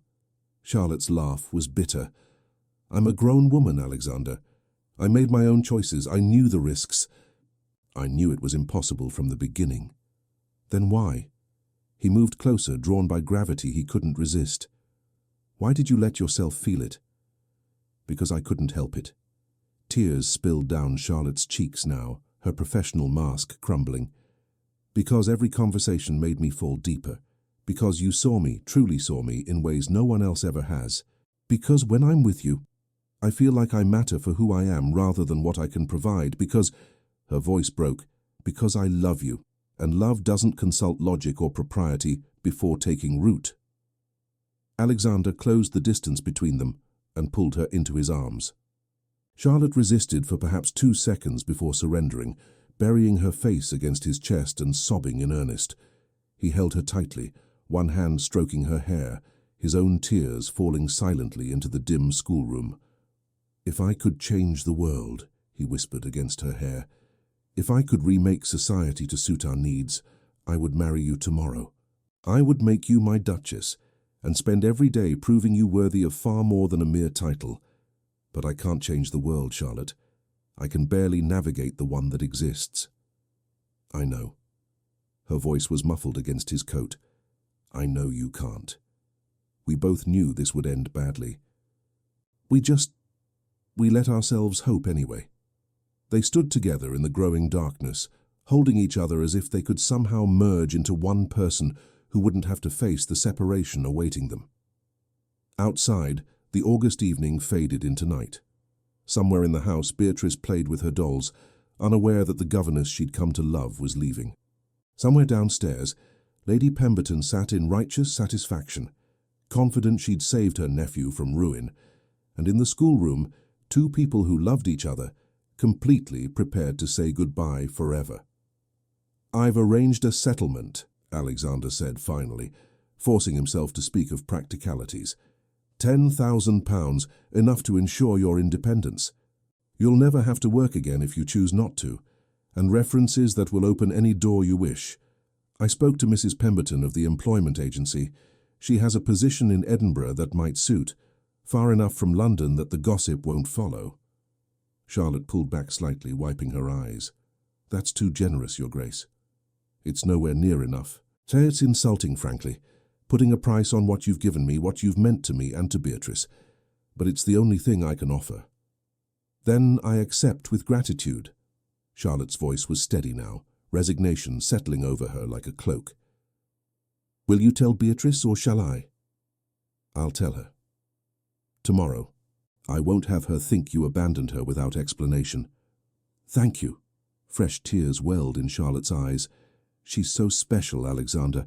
Please don't let your next wife dismiss her intelligence or try to mold her into some simpering ornament. She has the capacity to be extraordinary if given the chance. I promise." Alexander cupped Charlotte's face in his hands, memorizing every detail, the curve of her cheek, the silver flecks in her grey eyes, the small scar above her left eyebrow from a childhood fall. "Charlotte Gray, you have been the greatest unexpected gift of my life. I will never forget you. Will never stop loving you, even when duty forces me to pretend otherwise. And I will never forget you," Charlotte whispered. "My impossible Duke, my greatest what-if, the man who made me believe for a few perfect months that maybe love could overcome anything." He kissed her then, not the desperate kiss of the nursery, but something slower, sadder, a kiss that tasted of tears and goodbye. Charlotte kissed him back with the full knowledge that this was the last time, that tomorrow she would begin the work of learning to live without him. When they finally broke apart, Alexander forced himself to step back, to put physical distance between them before his resolve shattered entirely. "I should go," he said roughly. "If I stay, I'll beg you not to leave, and that wouldn't be fair to either of us." "No," Charlotte agreed. "It wouldn't." He walked to the door, paused with his hand on the frame. "Charlotte." "Yes?" "In another life, in a world where birth and station didn't matter, I would have chosen you. Always you." "I know," she whispered. "In every life, every world, I would choose you too." Alexander left before he could change his mind, his footsteps echoing down the stairs like a funeral march. Charlotte remained in the schoolroom until full darkness fell, then mechanically resumed her packing. She would leave Ashford Park on Friday as planned, would take the settlement and the references, and build a new life somewhere Alexander Thornton's name would never reach her, would teach other children perhaps, and try to find purpose in work that no longer felt meaningful. But she would never love again. That much she knew with absolute certainty. Some loves were once in a lifetime, and she had found and lost hers in the marble halls of a duke's estate, killed not by cruelty, but by the simple, devastating fact that society's walls were stronger than two hearts beating as one. In his study below, Alexander poured himself 3 fingers of whiskey and stared at the portrait of Catherine hanging above the mantel. His late wife smiled down at him with the gentle amusement she'd always shown toward his periodic melancholy. "I'm sorry, Catherine," he whispered to the painted face. "I failed you by not loving you the way I should have, and now I'm failing Charlotte by not being brave enough to choose her. I seem destined to disappoint every woman who crosses my path." The portrait offered no absolution, and Alexander knew he deserved none. He had 3 days before Charlotte left forever, and then he would spend the rest of his life pretending his heart hadn't left with her. Charlotte Gray departed Ashford Park on a grey Friday morning in late August, her belongings packed into a single trunk and a smaller travelling case. The Duke's carriage waited in the circular drive, horses stamping impatiently as footmen loaded her modest possessions. The entire household had gathered to see her off, Mrs. Hughes with tears in her eyes, Mr. Davies maintaining stoic professionalism, the maids she'd befriended whispering farewells. But it was Beatrice's goodbye that nearly shattered Charlotte's carefully maintained composure. The child had appeared in the entrance hall wearing her best dress, her dark curls tied with a purple ribbon, Charlotte's favourite colour. In her small hands, she clutched a drawing she'd made, Charlotte and Beatrice in the garden, surrounded by flowers and butterflies, with Miss Grey as my favourite person written across the top in careful crooked letters. "You can't leave," Beatrice said, her voice trembling with the effort not to cry. "Papa said you have to go to Scotland for a new position, but I don't understand why. Don't you like it here? Don't you like me?" Charlotte knelt before the child, taking her small hands. "Beatrice, I love you more than you can possibly imagine. You are the brightest, most wonderful student I've ever had the privilege to teach, but sometimes grown-ups have to make difficult choices for reasons that are complicated." "Is it because of Aunt Pemberton? She said you weren't suitable. What does that mean?" Charlotte's heart clenched. Of course the child had overheard something. Ashford Park's walls had ears, and servants gossiped. "It means that sometimes people from different worlds can be friends, but they can't stay in the same place forever. But that doesn't change how special our time together was." "Will you write to me?" Charlotte glanced up at Alexander, who stood at a distance, his face a mask of aristocratic composure that couldn't quite hide the devastation in his eyes. He gave an almost imperceptible nod. "So yes, darling, I'll write to you. And you must write to me and tell me about all the things you're learning." Beatrice threw her arms around Charlotte's neck with the uncomplicated fierceness of childhood love. "I'll miss you every single day." "And I'll miss you," Charlotte whispered, holding the child tightly and breathing in the scent of lavender soap and innocence. "Be good for your papa. Keep studying your mathematics, and remember that you're capable of extraordinary things." The goodbye lasted only minutes, but it carved itself into Charlotte's soul with permanent precision. She climbed into the carriage without looking back at Alexander. If she met his eyes, she would break entirely. And the vehicle rolled forward with the finality of a coffin being lowered into the ground. As Ashford Park disappeared behind a curve in the drive, Charlotte allowed herself to weep. The settlement letter from the Duke's solicitor sat in her reticule alongside references that praised her abilities in the most glowing terms. She was, by any practical measure, more secure than she'd ever been in her life. She had never felt more bereft. The journey to Edinburgh took 3 days. Charlotte spent them in coaching inns, sleeping poorly and eating little, her mind replaying every conversation with Alexander, every smile from Beatrice, every moment in the library when she'd felt truly seen and valued. The pain was physical, a constant ache in her chest that made breathing difficult. But Charlotte was a survivor.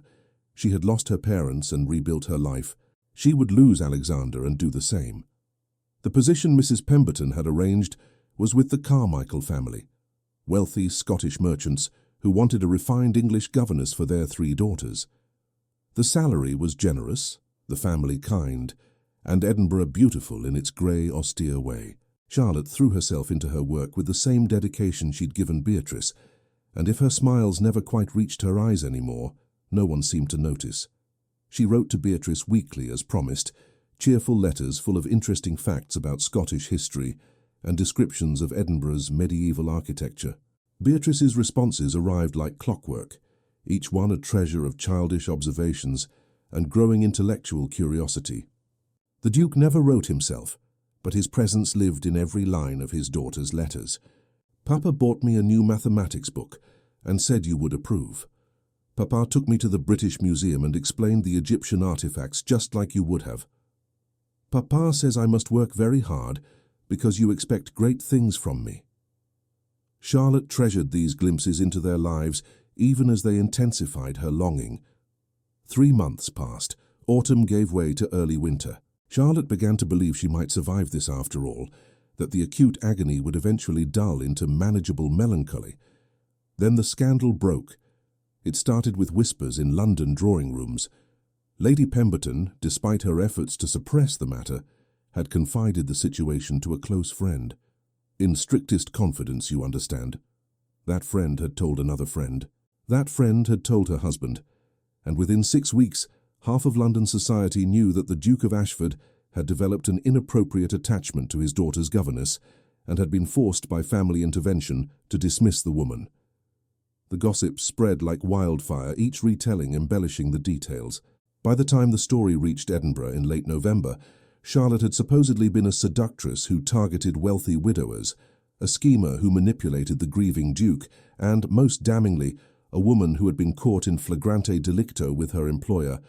None of it was true, but truth mattered far less than scandal in Victorian society. Charlotte first learned of her notoriety when Mrs. Carmichael called her into the drawing room one grey December afternoon, her expression troubled. "Miss Grey, I've received a most distressing letter from an acquaintance in London. She writes that there are rumours circulating about your time at Ashford Park, rumours of an inappropriate relationship with the Duke." Charlotte's blood ran cold. "Mrs. Carmichael, I assure you that nothing improper occurred. The Duke and I maintained entirely professional boundaries. Lady Pemberton's intervention was excessive, and based on misunderstanding. I want to believe you, Miss Grey. Truly I do. You've been exemplary with my daughters. But you must understand, if these rumours persist, if my friends begin to question my judgment in employing you, it could affect my family's standing, and my daughters' reputations cannot be tainted by association with scandal." The words hung in the air like a death sentence. Charlotte understood immediately what was coming. "I see. You wish me to resign my position." Mrs. Carmichael had the grace to look uncomfortable. "I think it best. I'll provide you with 3 months' salary and a neutral reference, nothing that mentions Ashford Park specifically. Perhaps after some time passes, when the gossip has died down." But Charlotte knew the truth. In Victorian England, a woman's reputation once damaged was rarely fully restored. She would carry this scandal like a brand, limiting her options, colouring every introduction, making every employer suspicious. She left the Carmichael household within a week. Meanwhile, in London, Alexander was experiencing the full force of societal judgment. The whispers had reached Parliament first. Fellow lords who had previously treated him with respect now regarded him with thinly veiled contempt, or worse, prurient curiosity. His political alliances began to fracture. The Prime Minister's secretary suggested, in the most diplomatic terms possible, that the Duke might wish to absent himself from important votes until the current unpleasantness subsided. But the political damage was nothing compared to the social ostracism. Ladies who had once vied to secure invitations to Ashford Park now cut him at social functions. Mothers with eligible daughters steered them away as if he carried plague. The scandal wasn't just about his relationship with Charlotte. It was about his judgment, his self-control, his fitness to lead his family and represent his class. Lady Pemberton had inadvertently destroyed what she'd tried to protect. "This is disastrous," she admitted to Alexander during a tense meeting in his London townhouse in mid-December. "I thought confiding in Lady Ashworth would help manage the situation discreetly. I didn't anticipate she would spread it throughout society." "You told someone a secret and expected it to remain secret?" Alexander's voice was bitter. "You understand people better than that, Aunt. This is precisely what you should have anticipated. Recriminations help no one. We must focus on damage control." Lady Pemberton paced the study like a general planning battle strategy. "Lady Victoria Hartwell's family has withdrawn their interest. 3 other potential matches have done the same. The scandal has made you unmarriageable in the current season. Good, I have no interest in marrying. You have no choice. Don't you see? The only way to salvage your reputation is to demonstrate that this was a momentary aberration, not a pattern of poor judgment. You must marry someone impeccably connected, produce an heir, and show society that you've returned to appropriate behaviour." Alexander stared at his aunt with something approaching hatred. "You destroyed Charlotte's life, my life, Beatrice's prospects, and your solution is for me to compound the damage by entering a loveless marriage. How is that honourable?" "It's not about honour, it's about survival." Lady Pemberton's voice softened slightly. "Alexander, I know you're angry with me, but the world doesn't care about your feelings or Miss Grey's. It cares about order, hierarchy, and precedent. You violated those principles. Now you must make amends in the only language society understands: conformity." "Where is Charlotte?" Alexander asked abruptly. "Have you heard anything about her situation?" Lady Pemberton hesitated. "I made inquiries. She was dismissed from the Carmichael household in Edinburgh 3 weeks ago. The scandal reached Scotland. I don't know where she is now. Alexander felt the words like physical blows. Charlotte, brilliant, compassionate, irreplaceable Charlotte, was now jobless and disgraced because she'd had the misfortune to love him. The woman who had brought light back into his life was now suffering consequences while he sat in his townhouse, surrounded by luxury and privilege. I need to find her, help her, ensure she's safe. Absolutely not. Lady Pemberton's alarm was genuine. Any contact with Miss Grey now would be catastrophic.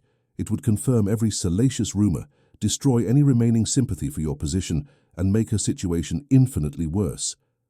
The kindest thing you can do for that woman is stay as far away from her as possible. The kindest thing? Alexander laughed bitterly. I've already done the kindest thing, Aunt. I let her go, and look what it's accomplished. He dismissed his aunt shortly after, unable to bear her presence any longer. Alone in his study, Alexander poured himself whiskey and contemplated the wreckage of his choices. He had sacrificed Charlotte to protect his daughter, his position, his family's legacy, and the sacrifice had been for nothing. Beatrice was now the subject of pitying whispers. Poor child, what an unstable household, her marital prospects already being discussed and diminished by society matrons. His political influence had evaporated, his family's name was tarnished, and Charlotte, wherever she was, carried the worst of it. Alexander made a decision. He summoned his solicitor the next morning and dictated careful instructions. Charlotte's settlement was to be increased to £20,000, a fortune that would ensure her independence for life. The money was to be delivered through intermediaries with no connection to Ashford, accompanied by a letter. He wrote that letter himself, choosing each word with agonizing care. My dearest Charlotte, by the time you receive this, you will know the full extent of the damage our association has caused. I write not to excuse my failure to protect you, but to offer what meagre amends I can. The enclosed settlement is insufficient compensation for what you've lost. No amount of money can restore your reputation or the career you built through talent and dedication. But it can at least ensure you never depend on the goodwill of employers who would judge you for loving someone you shouldn't have loved. I think of you constantly. Wonder where you are, whether you're safe, whether you found any measure of peace. I hope so. You deserve every happiness this world can offer, even though I failed to provide it. Society calls what we felt for each other a scandal. I call it the most honest and beautiful thing I've ever experienced. You made me remember what it felt like to be truly alive. That gift, however briefly given, was worth any cost, though I know you paid far more than you should have. I will not contact you again.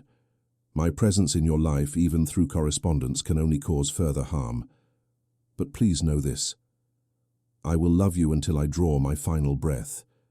And in whatever existence follows this one, I will search for you, in the hope that we might have what this world denied us. Yours eternally, Alexander. He sealed the letter, gave it to his solicitor with the bank draft, and tried to convince himself he'd done the right thing. Charlotte received the package in late December while staying in a modest boarding house in Manchester. She'd been moving from city to city, taking temporary positions as a companion or tutor while avoiding anywhere the scandal might have spread. The work was degrading after her years as a proper governess, but it kept her fed and housed. She opened the solicitor's envelope with trembling hands, saw the amount on the bank draft, and nearly collapsed. £20,000. It was more money than she'd ever imagined possessing, enough to live comfortably for decades, to never work again if she chose. But it was Alexander's letter that broke her. Charlotte read it 3 times, tears streaming down her face, her heart simultaneously soaring and shattering. He still loved her, still thought of her, still carried the same impossible longing that haunted her every waking moment. But he was right. Contact between them would only intensify the scandal, damage Beatrice further, make everything worse. Charlotte carefully folded the letter and tucked it into the painted miniature of her parents, the only precious things she owned. Then she sat at the small desk in her boarding-house room and began making plans. £20,000 could buy her a new life.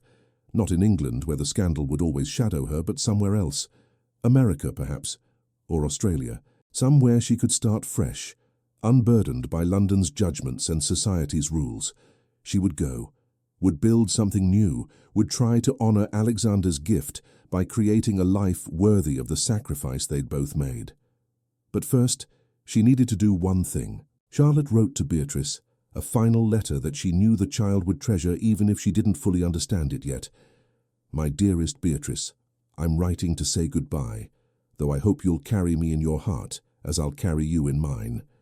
Something happened that makes it impossible for me to continue our correspondence. Please understand that this has nothing to do with you, and everything to do with a world that sometimes makes cruel rules about who can be friends with whom. I want you to know something important. You are brilliant, brave, and capable of anything you set your mind to.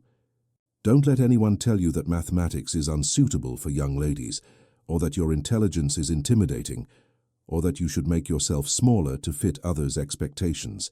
Be bold, be curious, be exactly who you are. Your father loves you more than life itself. He's made difficult choices to protect your future. Honor those sacrifices by becoming the extraordinary woman I know you can be. I will think of you always, remember our lessons fondly, and celebrate every achievement I know you'll accomplish. With all my love, Charlotte Gray." She sent the letter through the same intermediary who'd delivered Alexander's, ensuring no direct connection could be traced. Then Charlotte Gray began the work of disappearing. In London, the scandal continued to reverberate through the Christmas season and into the new year. Alexander attended no social functions, refused all invitations, and focused entirely on Beatrice, who had become quiet and withdrawn since Charlotte's departure. "Papa, why did Miss Gray really leave?" Beatrice asked one evening in January, as they sat together in the library, the same library where Alexander and Charlotte had spent so many evenings in conversation. Alexander looked at his daughter's serious face and made a choice. No more lies, no more half-truths. "Because I loved her," he said simply. "And because loving her was considered inappropriate by society, so she had to go away to protect both of our reputations." Beatrice considered this with the gravity of a much older person. "Did you love her more than Mama?" "I loved them differently. Your Mama and I had respect and affection that grew over years. Miss Gray and I had something that felt like recognition. Like finding someone who understood parts of me I'd forgotten existed. Both kinds of love are real, Beatrice. Both matter."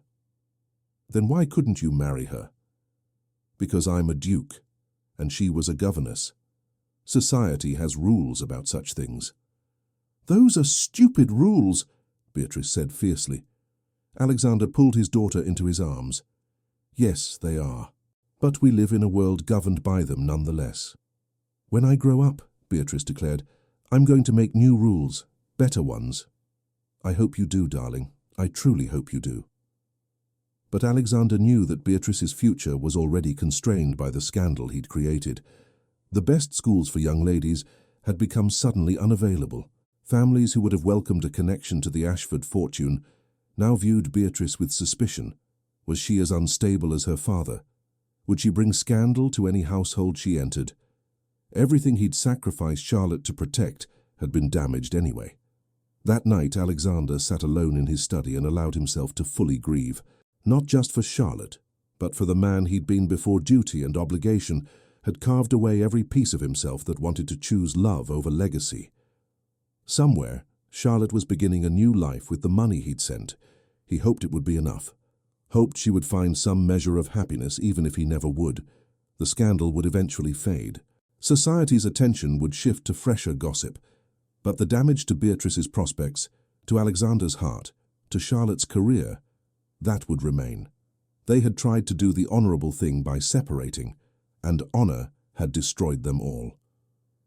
The winter of 1869 was particularly brutal in London. Snow fell in thick curtains over the city, blanketing the Thames embankments and turning the cobblestones treacherous. Inside his Mayfair townhouse, Alexander Thornton stood at the window of his study, watching the white landscape and feeling nothing but the cold that had settled permanently in his chest since Charlotte's departure 5 months ago. Behind him, Lady Pemberton cleared her throat with the delicacy of someone preparing to deliver unwelcome news. She had requested this meeting, arriving at his doorstep with her usual imperious determination despite the weather. Alexander, we must discuss your future. The scandal has begun to fade. People always find new gossip to occupy themselves. But your continued isolation is doing more harm than good. Society interprets your withdrawal as confirmation that the relationship with Miss Grey was more significant than a momentary indiscretion. Alexander didn't turn from the window, perhaps because it was more significant than a momentary indiscretion. Then you must work harder to convince them otherwise. Lady Pemberton moved to stand beside him, her reflection ghostly in the frost-rimmed glass. I've received an inquiry from the Hartwell family. Despite the scandal, Lady Victoria's father is willing to reconsider an alliance between our families. The settlement would be generous, and Victoria herself is amenable to the match. How magnanimous of her to consider a scandalous duke. Alexander's voice was bitter as winter wind. Alexander, please. I know you don't love her. I know this feels like a betrayal of what you felt for Miss Grey, but you have responsibilities that transcend personal happiness. The estate needs stability, Beatrice needs a mother figure, and the social rehabilitation that a proper marriage would provide. And you need an heir. I have Beatrice. You have a daughter. The dukedom requires a male heir, as you well know. If you die without a son, the title passes to your cousin Edward, a man who has already demonstrated appalling judgment in financial matters and would likely bankrupt the estate within 5 years. Is that what you want for Beatrice's inheritance? Alexander closed his eyes against the weight of dynastic responsibility. Edward Thornton was indeed a disaster, a gambling addict and profligate spender who viewed the ducal estates as resources to be plundered rather than protected. The thought of Beatrice's future security being dependent on Edward's whims was genuinely horrifying. What are the Hartwell's terms? Alexander heard himself ask, hating every word. Lady Pemberton's expression brightened with barely concealed triumph. A formal courtship beginning immediately, engagement announced by Easter, marriage in June. It's a compressed timeline, but given the circumstances, speed might actually work in your favor. Demonstrate decisiveness and commitment to appropriate behavior. And what does Lady Victoria know about my feelings regarding this marriage? She understands it's a practical arrangement that serves both families' interests. She's a sensible young woman, Alexander. She won't expect romance or grand passion. She'll expect respect, security, and the position of Duchess of Ashford. Those things you can provide. Alexander turned finally to face his aunt, and she took an involuntary step backward at the devastation in his eyes. Now you're asking me to marry a woman I don't love, while the woman I do love is somewhere in exile because of choices we made to preserve propriety.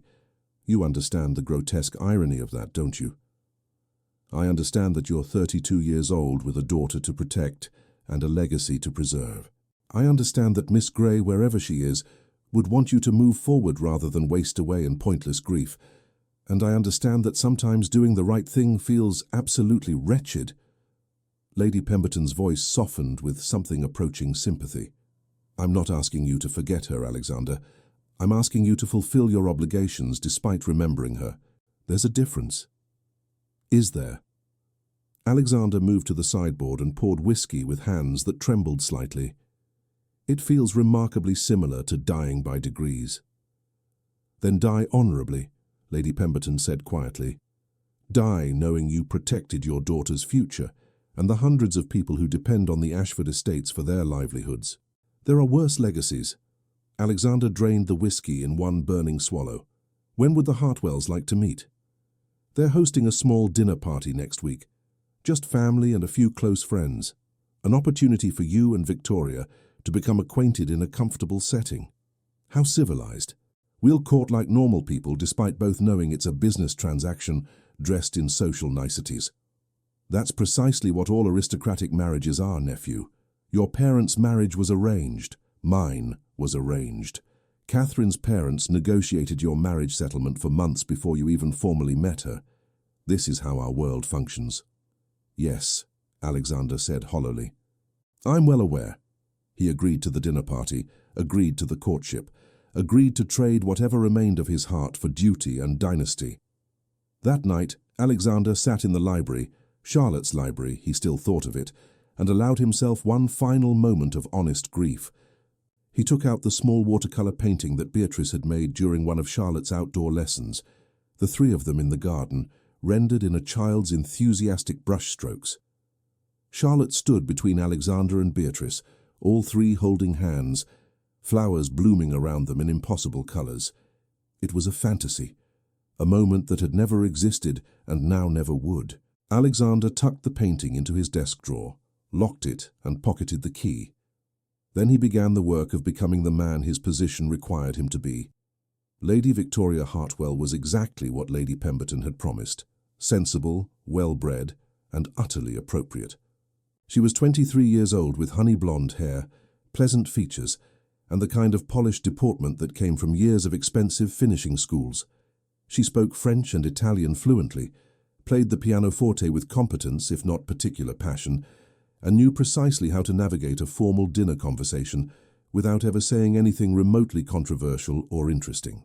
Their first meeting at the Hartwell family's dinner party in late January was a masterpiece of aristocratic choreography. Victoria greeted Alexander with a perfect curtsy and exactly the right degree of warmth, friendly without being forward, respectful without being obsequious. "Your Grace, it's an honor to finally meet you. I've heard such remarkable things about your agricultural innovations at Ashford Park." Alexander recognized the conversational gambit for what it was, a safe topic that allowed him to discuss something impersonal, while she demonstrated knowledge that extended beyond drawing-room trivialities. He played his part, describing crop rotation techniques and tenant welfare improvements, while Victoria listened with attentive interest. She was trying. He could see that, trying to present herself as more than a decorative aristocratic wife, trying to appeal to the parts of him that valued intelligence and substance, but she wasn't Charlotte. Charlotte would have challenged his assumptions about agricultural methods, would have suggested mathematical models for optimizing yields, would have asked probing questions about the social implications of modernization. Victoria simply nodded and made appropriate sounds of interest. It wasn't her fault. She was perfectly lovely in a perfectly appropriate way. But conversing with her felt like reading a book in a language he'd once spoken fluently, but had somehow forgotten. Technically comprehensible, but emotionally distant. Over the following weeks, Alexander dutifully courted Lady Victoria Hartwell, according to society's exacting standards. He called upon her at appropriate hours. He escorted her to the opera and the theatre. He sent flowers and engaged in the elaborate dance of formal courtship that everyone understood was merely prelude to an inevitable engagement. Victoria, for her part, played her role flawlessly. She was never demanding, never questioned his occasional distraction, never pushed for the kind of emotional intimacy that Alexander could no longer offer anyone. She seemed content with the prospect of becoming Duchess of Ashford, mistress of great estates, mother to the future heir. "She's perfect for you," Lady Pemberton declared after the third week of courtship. "Biddable without being vapid, well-connected without being arrogant. She'll give you sons and manage your household with quiet efficiency. What more could you want?" Love, Alexander thought. Laughter, conversation that makes hours disappear. The feeling of being truly known by another human being. But he said none of this aloud. Instead, he agreed that Victoria was indeed suitable and began planning the engagement announcement. Beatrice, predictably, was less enthusiastic.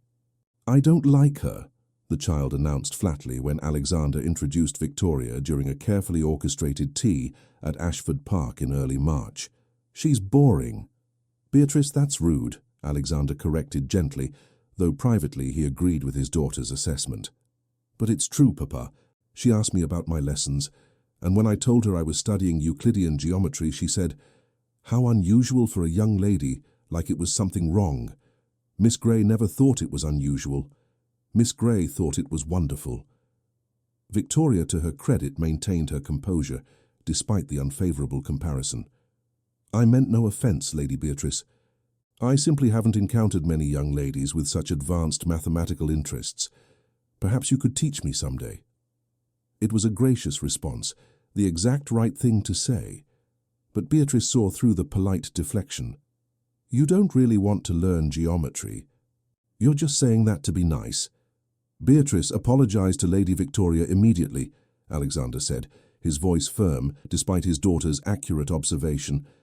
Beatrice apologized with ill grace, and the tea continued in strained civility. After Victoria departed, Alexander found Beatrice in the schoolroom, her new governess, a severe woman named Miss Winters, who taught by rigid memorization, having dismissed her for the day. "She's not Miss Grey," Beatrice said, before Alexander could speak. "And she never will be. Why are you marrying someone you don't love?" Alexander sat beside his daughter, choosing honesty over comforting lies. "Because sometimes grown-ups have to make choices based on responsibility rather than feeling. Victoria will be a good duchess. She'll help restore our family's reputation and give you the social acceptance you deserve." "I don't care about social acceptance. I care about you being happy. You haven't smiled, really smiled, since Miss Grey left." "Happiness isn't everything, darling." "Then what is?" Alexander had no good answer. "Duty, honor, protecting the people who depend on us." Beatrice regarded him with those two knowing eyes. Catherine's eyes, Charlotte had once observed, though Alexander saw Charlotte's perceptiveness reflected in his daughter's gaze. "Miss Grey protected me by making me happy. You're protecting me by making yourself miserable. I don't understand how that's better." Neither did Alexander, if he was honest. But he'd made his choice, had committed himself to a path that would salvage what remained of his family's standing. In late March, Alexander formally proposed to Lady Victoria Hartwell in her family's drawing room, with both sets of parents present as witnesses to the dynastic alliance. He offered a ring that had belonged to his grandmother, an enormous sapphire surrounded by diamonds that Victoria accepted with gracious pleasure. "I'll endeavor to be worthy of the honor, Your Grace," she said, with perfect formality. "I'm certain you will," Alexander replied, and felt nothing except the weight of inevitability. The engagement was announced in The Times the following week. "The Duke of Ashford is pleased to announce his engagement to Lady Victoria Hartwell, daughter of the Earl and Countess of Pemberton. The marriage will take place in June at St. George's, Hanover Square." London society responded with relief and approval. The scandal was officially over. The Duke had demonstrated proper judgment by choosing a suitable bride. Order was restored. Alexander read the congratulatory letters and invitations that flooded his townhouse and felt like he was attending his own funeral. Charlotte learned of Alexander's engagement through a 3-month-old copy of The Times that someone had left in the small library of the Boston boarding house where she was staying. She'd used Alexander's settlement to book passage to America in January, reasoning that an ocean between them might make forgetting easier. It hadn't. She thought of him constantly, wondered how Beatrice was progressing in her studies, imagined the conversations she and Alexander might have had if the world were different. At night, she took out his letter and read it until the words blurred, memorizing every line like scripture. And now he was engaged to someone appropriate, someone whose name could appear beside his in newspapers without causing scandal.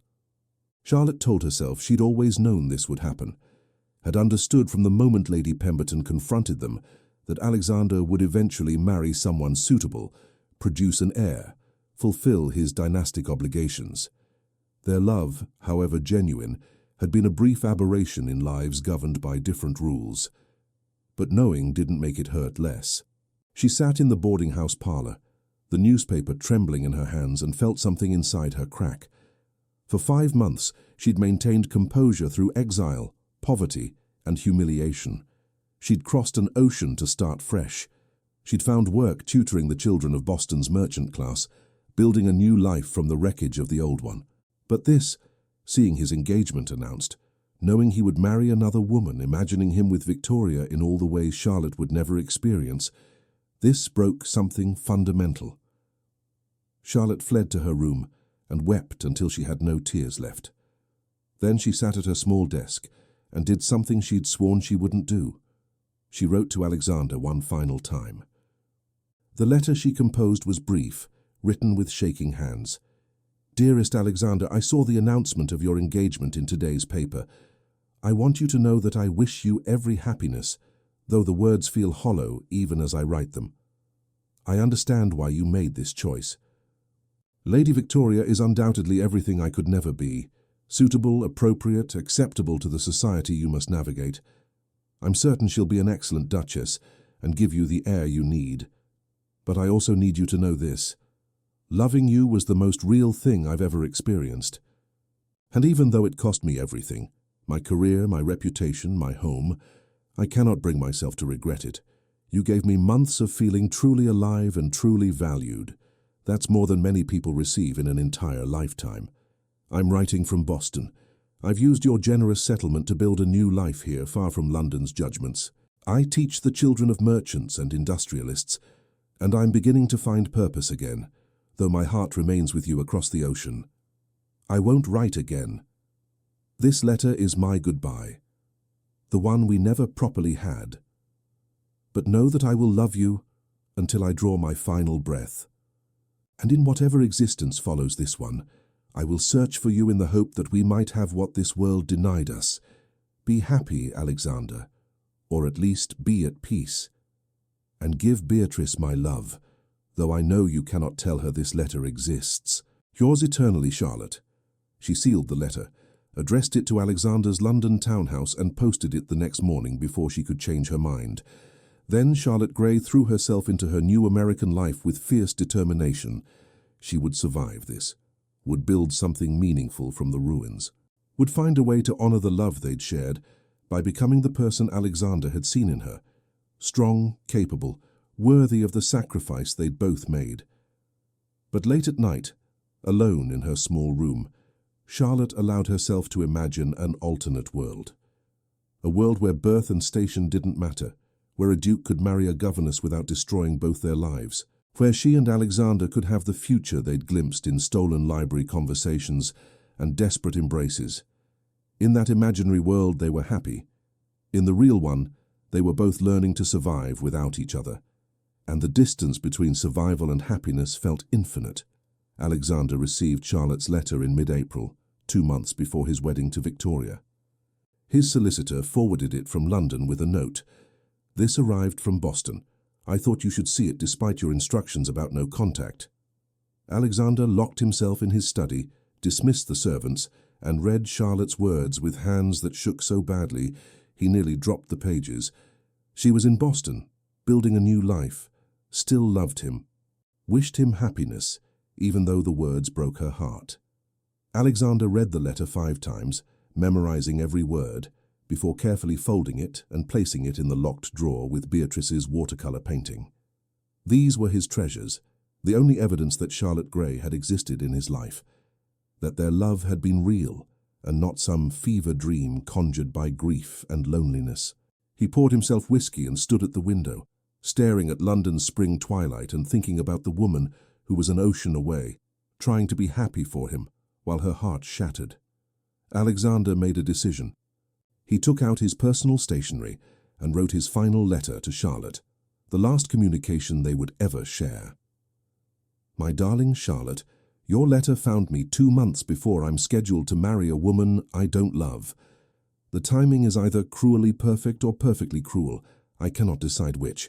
You say you cannot regret loving me despite what it cost you.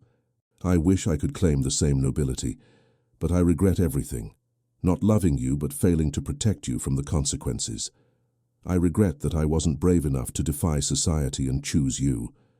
I regret that my position in this world made our love impossible. I regret that you're in Boston alone while I prepare to marry someone else out of duty and fear, but I cannot regret knowing you.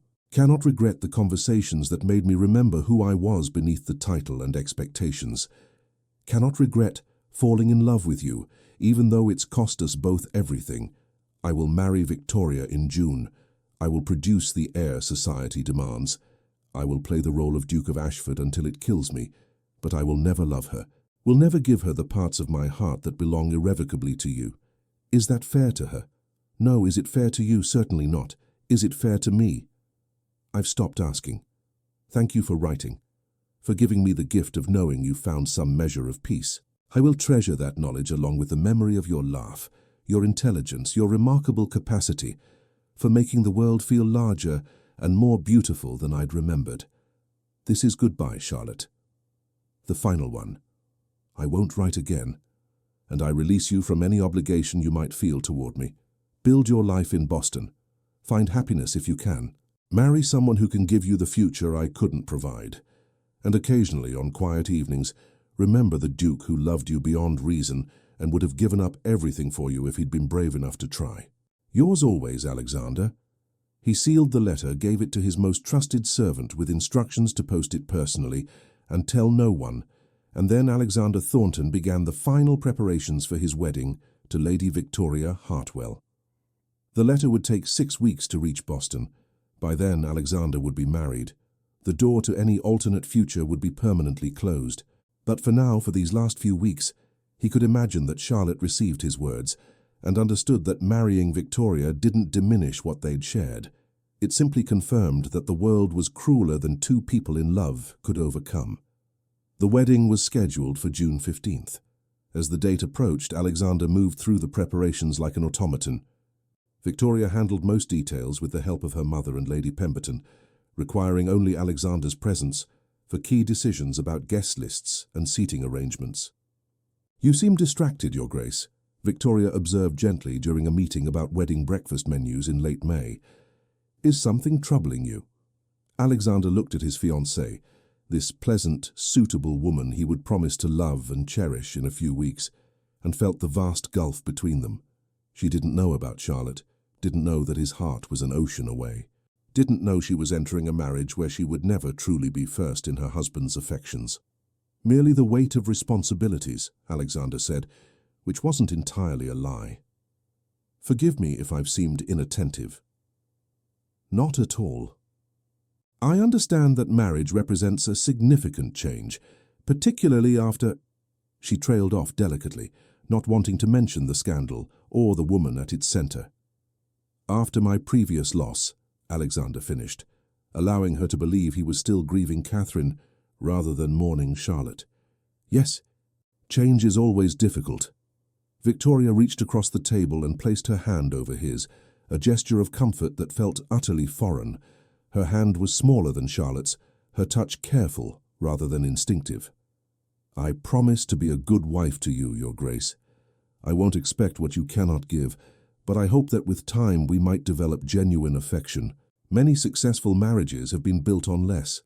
Alexander looked at this woman who was trying so hard to make the best of a loveless arrangement and felt a wave of something approaching fondness. She deserved better than what he could offer, but she was willing to accept his limitations with grace and dignity. "I will try to be worthy of your patience, Lady Victoria. Then we shall try together," she said simply. It was the kindest thing she could have said, and Alexander felt his respect for her deepen even as his heart remained stubbornly elsewhere. 3 days before the wedding, Beatrice appeared in Alexander's study wearing the same serious expression she'd had since Charlotte's departure. "Papa, may I speak honestly with you?" "Always, darling. I know you're marrying Lady Victoria because it's your duty. I know you don't love her the way you loved Miss Grey. I've accepted that because I understand you believe you're protecting me." Beatrice paused, gathering courage. "But I want you to know something. I would rather have a father who's happy and scandalous than a father who's miserable and proper. I would rather lose all the social acceptance in the world than watch you die inside because you chose duty over love." Alexander felt his daughter's words pierce straight through every rationalization he'd constructed. "Beatrice, I'm not finished, Papa." The child's voice was fierce. "Miss Grey taught me that life is too short to waste being someone you're not. She taught me to be brave and honest and true to myself. And watching you marry someone you don't love because you're afraid of what society thinks? That's not brave. That's not honest. That's you teaching me that fear matters more than happiness." "The world is more complicated than that," Alexander said gently. "No, it's not. Adults make it complicated because they're afraid. But it's actually very simple. You love Miss Grey. She loves you. Everything else is just obstacles that don't matter as much as you think they do.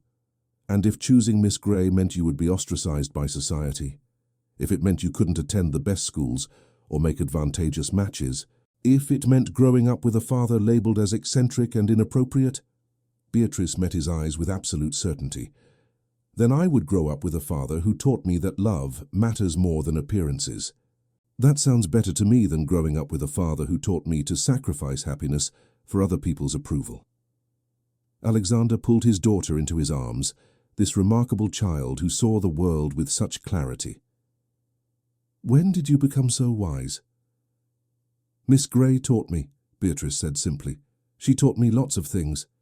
And one of them was that you should never give up on the people you love, just because it's difficult." But despite his daughter's wisdom, despite the truth in her words, Alexander didn't change course. The invitations were sent. The church was reserved. Victoria's wedding dress was completed. The machinery of aristocratic matrimony had been set in motion, and stopping it now would create exactly the kind of scandal he'd sacrificed Charlotte to avoid. On June 14th, the day before his wedding, Alexander sat alone in his study at Ashford Park, having travelled from London for a few hours of solitude before the ceremony. He took out the locked drawer containing Charlotte's letter and Beatrice's watercolour, read Charlotte's words one final time, studied the painting that depicted an impossible future. Then he placed both items in an envelope, sealed it, and wrote on the outside, "To be opened only by the 6th Duke of Ashford upon inheriting the title." Whatever son he had with Victoria would someday read his father's story, would know that the 5th Duke of Ashford had once loved someone he couldn't have, would understand that duty had won over desire, as it always did in their world. It was the only legacy Alexander had to offer. At dawn on June 15th, Alexander Thornton, 5th Duke of Ashford, married Lady Victoria Hartwell in St. George's, Hanover Square, before 500 guests representing the finest families in England. The bride wore white silk embroidered with seed pearls. The groom wore mourning dress and the Ashford family emeralds. The ceremony was perfect in every detail. And when the vicar asked if anyone present knew any reason why these two should not be wed, Alexander's heart screamed, "Yes, I love someone else, someone who's in Boston trying to survive without me, someone I betrayed by choosing this." But he remained silent. Victoria became the Duchess of Ashford. Society declared the wedding a triumph. And across an ocean, Charlotte Grey received Alexander's final letter and understood that the man she loved was lost to her forever. The choice had been made. Duty had triumphed over love, and they would both spend the rest of their lives wondering if the price had been worth paying. 5 years passed like a slow death. Alexander Thornton, 5th Duke of Ashford, performed his role with mechanical precision. He attended Parliament, managed his estates with competent efficiency, and maintained the aristocratic facade that society demanded. To the outside world, he appeared to have recovered admirably from the scandal, a reformed widower who had chosen wisely in his second marriage and settled into respectable domesticity. The reality behind Ashford Park's elegant facade was far bleaker. Victoria had given him what duty required, 2 sons born in quick succession. James, the heir, arrived in 1870, followed by Robert in 1872. She had fulfilled her primary obligation to the dukedom with admirable efficiency, enduring 2 difficult pregnancies with stoic grace. Alexander was grateful to her in the distant way one might appreciate a business partner who had honored their contract. But there was no warmth between them, no genuine intimacy, no moments of connection that made the years feel like anything more than time endured. Victoria, to her credit, had accepted the limitations of their marriage with quiet dignity. She managed the household brilliantly, hosted impeccable dinner parties, and raised their sons with proper aristocratic values. She never complained about Alexander's emotional distance, never demanded affection he couldn't provide, never asked why he sometimes stood at the library window, staring at nothing with expressions of profound loss. She had married a title and a fortune. She had received exactly what she'd bargained for.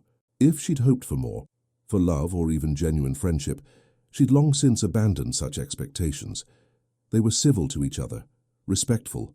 They shared a home and children, but lived essentially separate lives, intersecting only when social obligations required them to present a united front. It was precisely the kind of aristocratic marriage that generations of their class had endured. Functional, appropriate, absolutely hollow at its core. Alexander had stopped pretending to be happy somewhere around his second son's christening. He went through the motions, kissing Victoria's cheek perfunctorily, praising her management of household affairs, discussing the children's education with detached interest. But the light had gone out of his eyes permanently, replaced by a weariness that aged him far beyond his 37 years. Beatrice, now 11, watched her father's slow deterioration with the helpless grief of someone who understood exactly what was happening, but was powerless to stop it. "Papa never laughs anymore," she confided to her diary in careful script. "Not really. Sometimes he makes the sounds of laughing when Lady Victoria says something meant to be amusing, but his eyes stay sad. I think he's dying inside, and no one else seems to notice or care." The child had been proven right in her assessment 5 years earlier. Choosing duty over love had destroyed something essential in Alexander. But she'd been powerless to prevent it then, and she was equally powerless now. Beatrice herself had suffered her own consequences from the scandal. Despite Alexander's marriage to Victoria, restoring some measure of social acceptability, whispers still followed the Duke's daughter. The best finishing schools had politely declined to accept her. Suitable young men's families found reasons to discourage matches. She was treated with cautious distance by society, acceptable to invite to functions, but never quite embraced as fully respectable. The irony was bitter. Alexander had sacrificed Charlotte to protect Beatrice's future, and that future had been damaged anyway. Miss Winters, the severe governess who had replaced Charlotte, had been dismissed after 2 years of rigid incompetence. A succession of replacements followed, none lasting more than a few months. Beatrice had become difficult, challenging, argumentative, unwilling to accept mediocrity after experiencing Charlotte's inspired teaching. "You're not Miss Grey," she would tell each new governess with devastating accuracy. "You'll never be Miss Grey. Why should I pretend otherwise?" Eventually, Alexander had given up on governesses entirely and hired a series of specialized tutors, a mathematics instructor from Cambridge, a languages master, a music teacher. Beatrice excelled under this unconventional arrangement, her brilliant mind finally receiving the challenge it required. But the warmth and joy that Charlotte had brought to education was gone forever. By 1874, Beatrice had become a serious young woman of 11, with Charlotte's intelligence and her father's melancholy. She read voraciously, particularly books about America, looking for any mention of Boston, any chance of learning what had happened to the governess she'd loved. "Do you think Miss Grey is happy, Papa?" she asked one evening in the library, where father and daughter often retreated together, their shared sanctuary from the coldness that permeated the rest of Ashford Park. Alexander looked up from the estate ledgers he'd been reviewing without actually seeing the numbers. "I hope so, darling. She deserved happiness more than most people I've known. Do you ever wonder if she thinks of us?" Every day, Alexander thought, every moment. "I wonder if she's married, if she found someone who could give her the life I couldn't, if she still takes out my letters and reads them late at night the way I reread hers until the paper became fragile as butterfly wings. I'm certain she remembers us fondly," Alexander said aloud, which was both truth and devastating understatement. "I wish you had married her instead of Lady Victoria," Beatrice said, with the bluntness of someone who had stopped caring about propriety. "We would have been happier, all of us, even if society disapproved." "Perhaps. But we'll never know, will we?" Alexander's voice carried the weight of 5 years of regret. "We made different choices." "You mean you made different choices? I would have chosen Miss Grey. I would have chosen happiness." Alexander had no response to that truth. Downstairs, Victoria sat in her private drawing room, embroidering altar cloths for the church with precise, even stitches. She had long ago accepted that her husband would never love her, that their marriage was a business arrangement, dressed in social respectability. Some nights she allowed herself to wonder what her life might have been if she'd refused the Duke's proposal, if she'd held out for a man who could actually care about her, rather than simply tolerate her presence. But those thoughts led nowhere productive. She was the Duchess of Ashford. She had 2 healthy sons and a position many women would envy. If she felt lonely in a house full of people, if she sometimes heard her husband pacing his study at 3 in the morning, if she'd never once felt genuinely desired rather than merely suitable, well, that was the price of aristocratic marriage. At least she'd known the terms going in. At least she hadn't been naive enough to expect love. The years continued their relentless march. Alexander's hair silvered completely by age 40. He developed a persistent cough that doctors couldn't quite explain. No infection, no disease, just a weakness in the lungs that wouldn't resolve. His family physician suggested warmer climates, more rest, less stress. But Alexander knew the truth his doctors couldn't diagnose. He was dying of heartbreak. Slowly, gradually. The kind of death that took years rather than days, but was no less fatal for its patients. He had lost Catherine to a riding accident, a sudden, brutal severing that had devastated him, but eventually allowed healing. But losing Charlotte was different. She was still alive somewhere, still breathing the same air, still existing in a world he couldn't access. The knowledge that she was unreachable rather than gone created a wound that never stopped bleeding. And he had chosen this. Had walked away from her deliberately, married someone else intentionally, built a life that excluded the only woman who had ever truly understood him. The regret was physically painful, a constant ache in his chest that no medicine could touch. In 1875, on a cold February morning, Alexander received a letter from his solicitor in London. The man had been conducting quiet inquiries. Alexander had never explicitly requested this, but the solicitor was perceptive enough to understand what his client needed without being told. The letter contained 3 paragraphs of information about Charlotte Gray's life in Boston. Alexander read those paragraphs with shaking hands, sitting alone in his study while rain battered the windows. Miss Gray has established a small private academy for young ladies in Boston's Beacon Hill neighborhood. The school, which opened in 1872, has gained an excellent reputation for academic rigor and progressive teaching methods. Miss Gray herself lives modestly in rooms above the academy. She has never married. Local inquiries indicate she lives a quiet, respectable life, devoted entirely to her students and her work.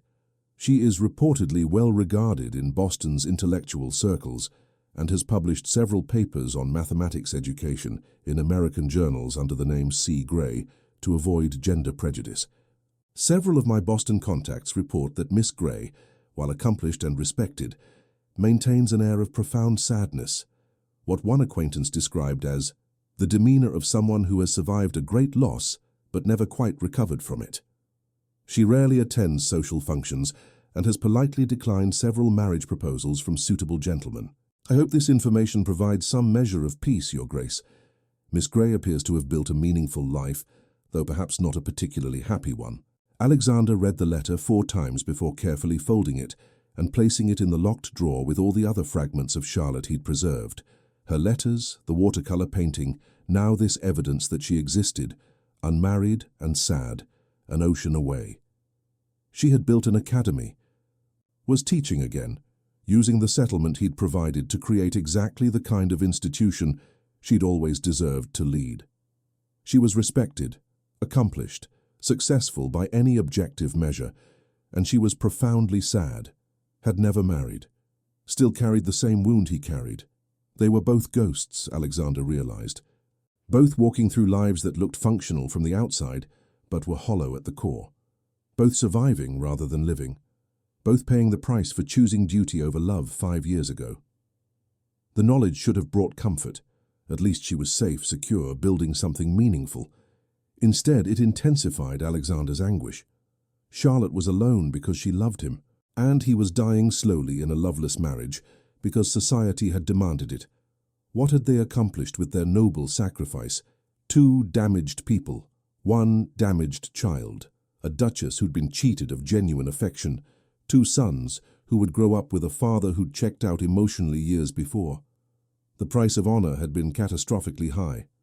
And Alexander, sitting in his study with a cough that wouldn't heal and a heart that had stopped truly beating 5 years ago, finally admitted the truth he'd been avoiding. They had made the wrong choice. Duty hadn't protected anyone, hadn't preserved Beatrice's prospects or Alexander's happiness or Charlotte's peace. It had simply created a different kind of destruction, slower, more socially acceptable, but no less devastating than open scandal would have been. If he could go back to that moment in the drawing room with Lady Pemberton, knowing what he knew now, would Alexander make different choices? Yes, God help him, yes, he would have chosen Charlotte. Would have faced down society's judgment, accepted whatever consequences followed, and built a life with the woman he loved rather than this death in life he was currently enduring. But he couldn't go back. Time moved in only one direction, and the past was sealed behind walls no amount of regret could breach. Alexander's health continued to deteriorate through 1875 and into 1876. The persistent cough worsened.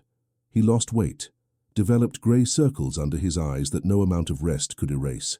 His physicians grew increasingly concerned, prescribing tonics and treatments that did nothing to address the fundamental problem. Alexander Thornton was dying of a broken heart, and there was no medicine for that particular ailment. By spring of 1876, even Victoria noticed the severity of her husband's decline. "Your Grace, you must see the specialists in London," she urged, with genuine concern. "This cough is not improving. Your colour is terrible. The children are beginning to notice." "I'll be fine, Victoria. It's merely the changing seasons." But they both knew he was lying. In May of 1876, Alexander made a decision. He summoned his solicitor to Ashford Park and gave precise instructions. "Upon my death, I want £10,000 settled on Miss Charlotte Gray of Boston, Massachusetts, anonymous, untraceable to the Ashford estate. She's to receive it as a gift from a grateful former student's family or some such fiction. And include this letter." The solicitor accepted the sealed envelope without comment, though his expression was troubled. "Your Grace, if I may ask, are you anticipating your death imminently?" "I'm anticipating reality, Bradford. I'm 41 years old and feel twice that. My heart is failing, not in the way physicians measure, but in ways that matter more. When I die, Charlotte should know, should understand that I never stopped loving her, never forgot what we shared. It's the last thing I can give her." The letter Alexander had written to Charlotte was brief and devastating. "My darling Charlotte, if you're reading this, I am gone. I write these words in May of 1876, feeling the life drain from me day by day, and I need you to know certain truths before I leave this world. I made the wrong choice 5 years ago. Duty didn't protect anyone. Honor didn't preserve anything worth preserving. I sacrificed our love for a future that never materialized. My daughter is still damaged by scandal, my marriage is loveless, and I am dying empty and hollow at 41 because I never recovered from losing you. If I could return to that moment in the library when we confessed our love, I would choose differently, would choose you over everything else, would face down society and scandal and consequences, because even a short life lived truly would be better than these years of existing without actually living. I know this comes too late. No, these words change nothing for either of us. But I need you to understand, loving you was not a mistake. Letting you go was the mistake, and I've paid for it with every breath I've taken since you left Ashford Park. I hope you find happiness after I'm gone, Charlotte. Hope you allow yourself to love again, to build the full life you deserved, and I couldn't give you. Don't waste your remaining years the way I've wasted mine, grieving for something that could have been. You were, are, and always will be the great love of my life. I will search for you in whatever existence follows this one, and pray that next time we'll have the courage to choose each other over everything else. Yours beyond death, Alexander." He sealed the letter, knowing Charlotte would read it only after he was gone. It was cowardice, perhaps, confessing the truth when he could no longer act on it. But he needed her to know, needed her to understand that their love had been real, had mattered, had shaped the rest of his life even in absence. Summer arrived at Ashford Park. Alexander's sons played in the gardens while their father watched from the library window, coughing into handkerchiefs that increasingly showed spots of blood. Victoria organized garden parties and charitable events, maintaining the household's social obligations, while her husband faded like a photograph left too long in sunlight. And Beatrice, now 12, sat with her father during the long June evenings, reading to him from books he could no longer focus on, holding his hand when the coughing fits became severe, understanding with terrible clarity that she was losing the only parent who had ever truly seen her. "You're dying because you chose wrong, aren't you, Papa?" she asked one evening, with the brutal honesty of someone too young to soften painful truths. Alexander looked at his remarkable daughter, so much like Charlotte in her fierce intelligence and refusal to accept comfortable lies. "Yes, darling, I suppose I am. Do you regret it? The choice?" "Every day." Every moment. Then why don't you write to Miss Gray, tell her the truth, ask her to come back? Alexander smiled sadly. Because I'm married to Victoria now. Because I have 2 sons who need their father's name to remain respectable. Because Charlotte deserves better than being asked to return to a situation that can't give her what she should have. Because some choices once made can't be unmade no matter how much we regret them. That's the saddest thing I've ever heard, Beatrice whispered, tears streaming down her young face. Yes, Alexander agreed. It is. On a warm evening in late June 1876, Alexander Thornton, 5th Duke of Ashford, climbed the stairs to his bedroom with more difficulty than usual. The persistent cough had worsened throughout the day. His chest felt tight, his breathing labored. Victoria had suggested sending for the physician, but Alexander had refused. He knew what was happening. Had known for months that his heart, damaged beyond repair by loss and regret, was finally giving out. He prepared for bed slowly, dismissed his valet, and sat by the window looking out over the darkening gardens of Ashford Park. Somewhere in this house, his wife slept in her separate chambers. His sons dreamed innocent dreams in the nursery. Beatrice kept vigil in her room, knowing somehow that tonight was different. Alexander thought of Charlotte, wondered if she was looking at stars in Boston, teaching her students, living the quiet life his solicitor had described. Hoped she had found some measure of peace even if happiness eluded her. He took out her letters one final time, worn soft from countless readings, and held them against his chest. "I'm sorry, Charlotte," he whispered to the darkness. "I'm sorry I wasn't brave enough. Sorry I chose wrong. Sorry I wasted the love you gave me. I hope you can forgive me. Hope that wherever I'm going next, you'll find me when your time comes, and we'll have the future this world denied us." Alexander Thornton closed his eyes as his heart, broken 5 years ago when Charlotte left, held together since then by nothing but duty and determination, finally stopped beating. He died at age 41 on June 23, 1876, in the same bedroom where his wife Catherine had slept, in the same house where he'd fallen in love with a governess he couldn't have. The physicians would record the cause of death as heart failure. Victoria would mourn with appropriate dignity. His sons would inherit title and fortune. Society would note the tragic early death of a promising duke. But Beatrice, weeping in her room, knew the truth.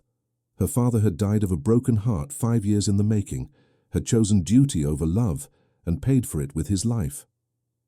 3 months later, Charlotte Gray received a package from a London solicitor.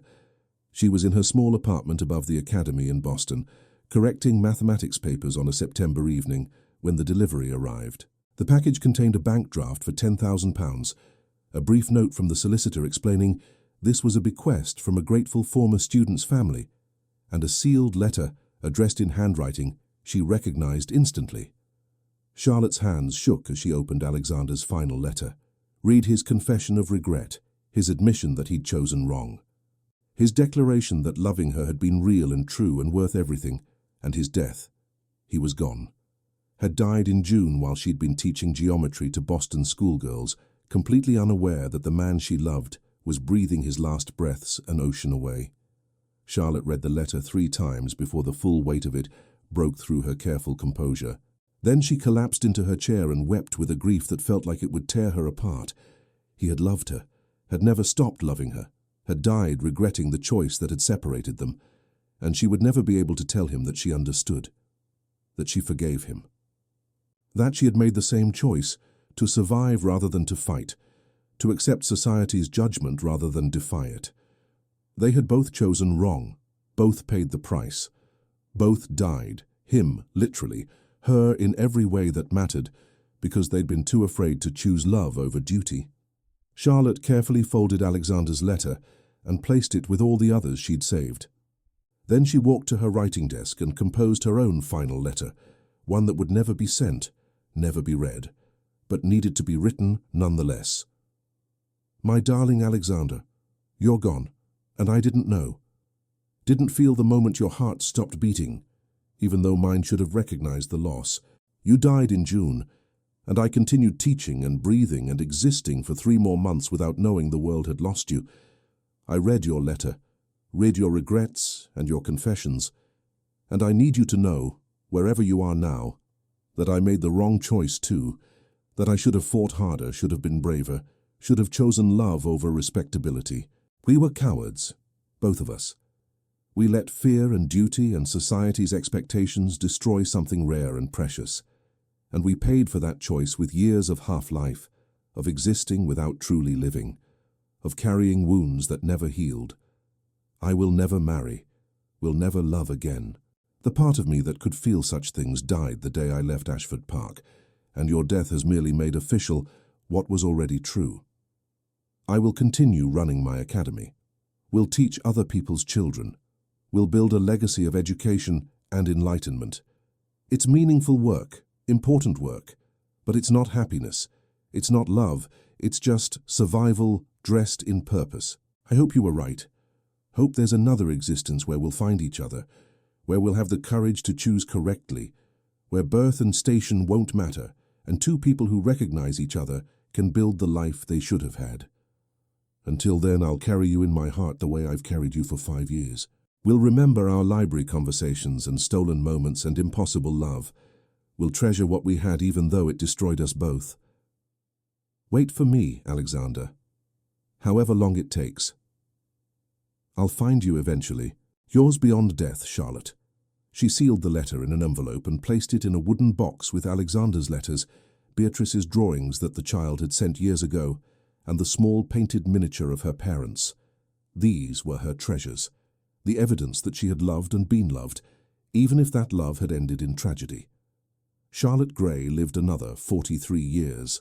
She ran her academy with dedicated efficiency, taught hundreds of young women, and published groundbreaking work on mathematics education that influenced American pedagogy for generations. She was respected, admired, occasionally celebrated as a pioneer in women's education, but she never married, never loved again, never allowed herself to be truly happy because the man who had made her believe in happiness was gone, and the future they might have had was buried with him in the Ashford family crypt. She died in 1919 at age 70, alone in her Boston apartment, clutching Alexander's final letter against her chest. The academy she'd built continued thriving for decades after her death, educating young women in the same spirit of intellectual rigor and compassionate pedagogy she'd learned from her father and taught to Beatrice Thornton so many years ago. Her will left the academy's endowment to continue supporting young women's education. And it left one specific instruction. The wooden box containing Alexander's letters was to be sent to Lady Beatrice Thornton, Dowager Countess of Westfield, at her estate in Hampshire, England. Beatrice, now 64 years old, married to an earl who had loved her despite her damaged reputation, mother to 4 accomplished children, received the box in early 1920. She opened it with trembling hands and found her father's letters to Charlotte. Charlotte's final, unsent letter to her father. The watercolor painting she'd made as a child, showing the 3 of them happy together in gardens that no longer existed. Beatrice read everything, understood finally the full depth of what her father and Charlotte had shared, the magnitude of what they'd sacrificed, the price they'd both paid for choosing duty over love. She wept for them, for the impossible situation they'd faced, for the wrong choice they'd both made, for the decades of emptiness that choice had created. And she made a decision. Beatrice arranged for Charlotte's remains to be transported from Boston to England. Arranged through channels that required significant negotiation with the current Duke of Ashford, her half-brother James, for Charlotte to be buried in the Ashford family cemetery. Not in the main crypt with the dukes and duchesses, but in a quiet corner of the grounds beneath a willow tree, with a simple headstone that read, Charlotte Gray, 1849-1919, beloved governess and teacher.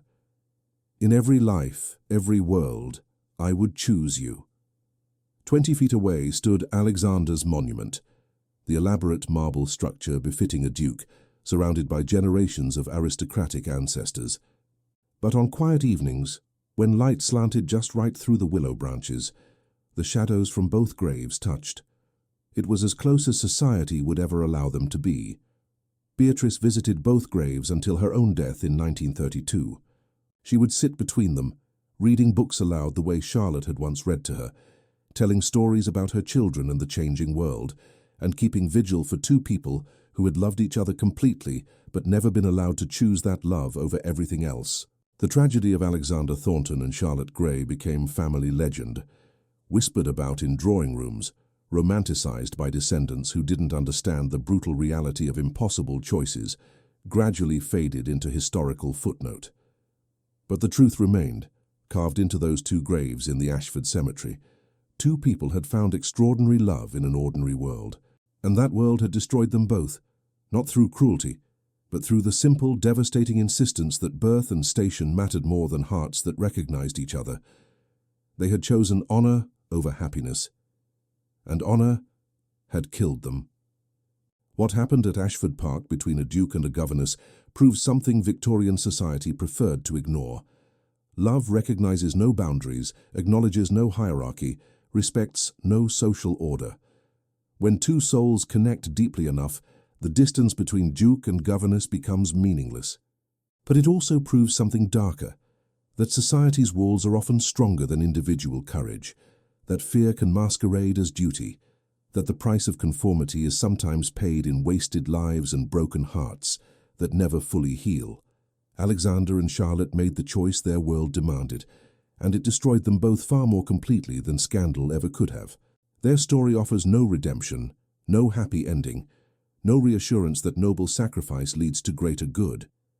It offers only the truth that some loves are too powerful to survive the world they're born into, and some hearts, once broken by impossible choices, never beat properly again. They rest now in English soil, 20 feet apart in death, as society demanded they remain in life. And perhaps, if Beatrice's hope carried any truth, they found each other in whatever existence followed. Perhaps in that place they finally had the courage to choose correctly. Perhaps. What do you think about the impossible choice Alexander and Charlotte faced? Have you ever had to choose between love and duty? I'd love to hear your thoughts in the comments below. If this story touched your heart, even though it broke it, please subscribe to the channel for more tales of love, sacrifice, and the human choices that define us. Hit that like button if you believe some loves transcend even death. Thank you for joining me on this tragic journey through Victorian England. Remember, the greatest tragedies aren't about villains and heroes. They're about good people facing impossible situations and making the choices they believe are right, even when those choices destroy everything beautiful. Until next time, may you have the courage to choose love when it matters most. Because Alexander and Charlotte's story teaches us that regret is a slower death than scandal ever could be. Take care, and I'll see you in the next story.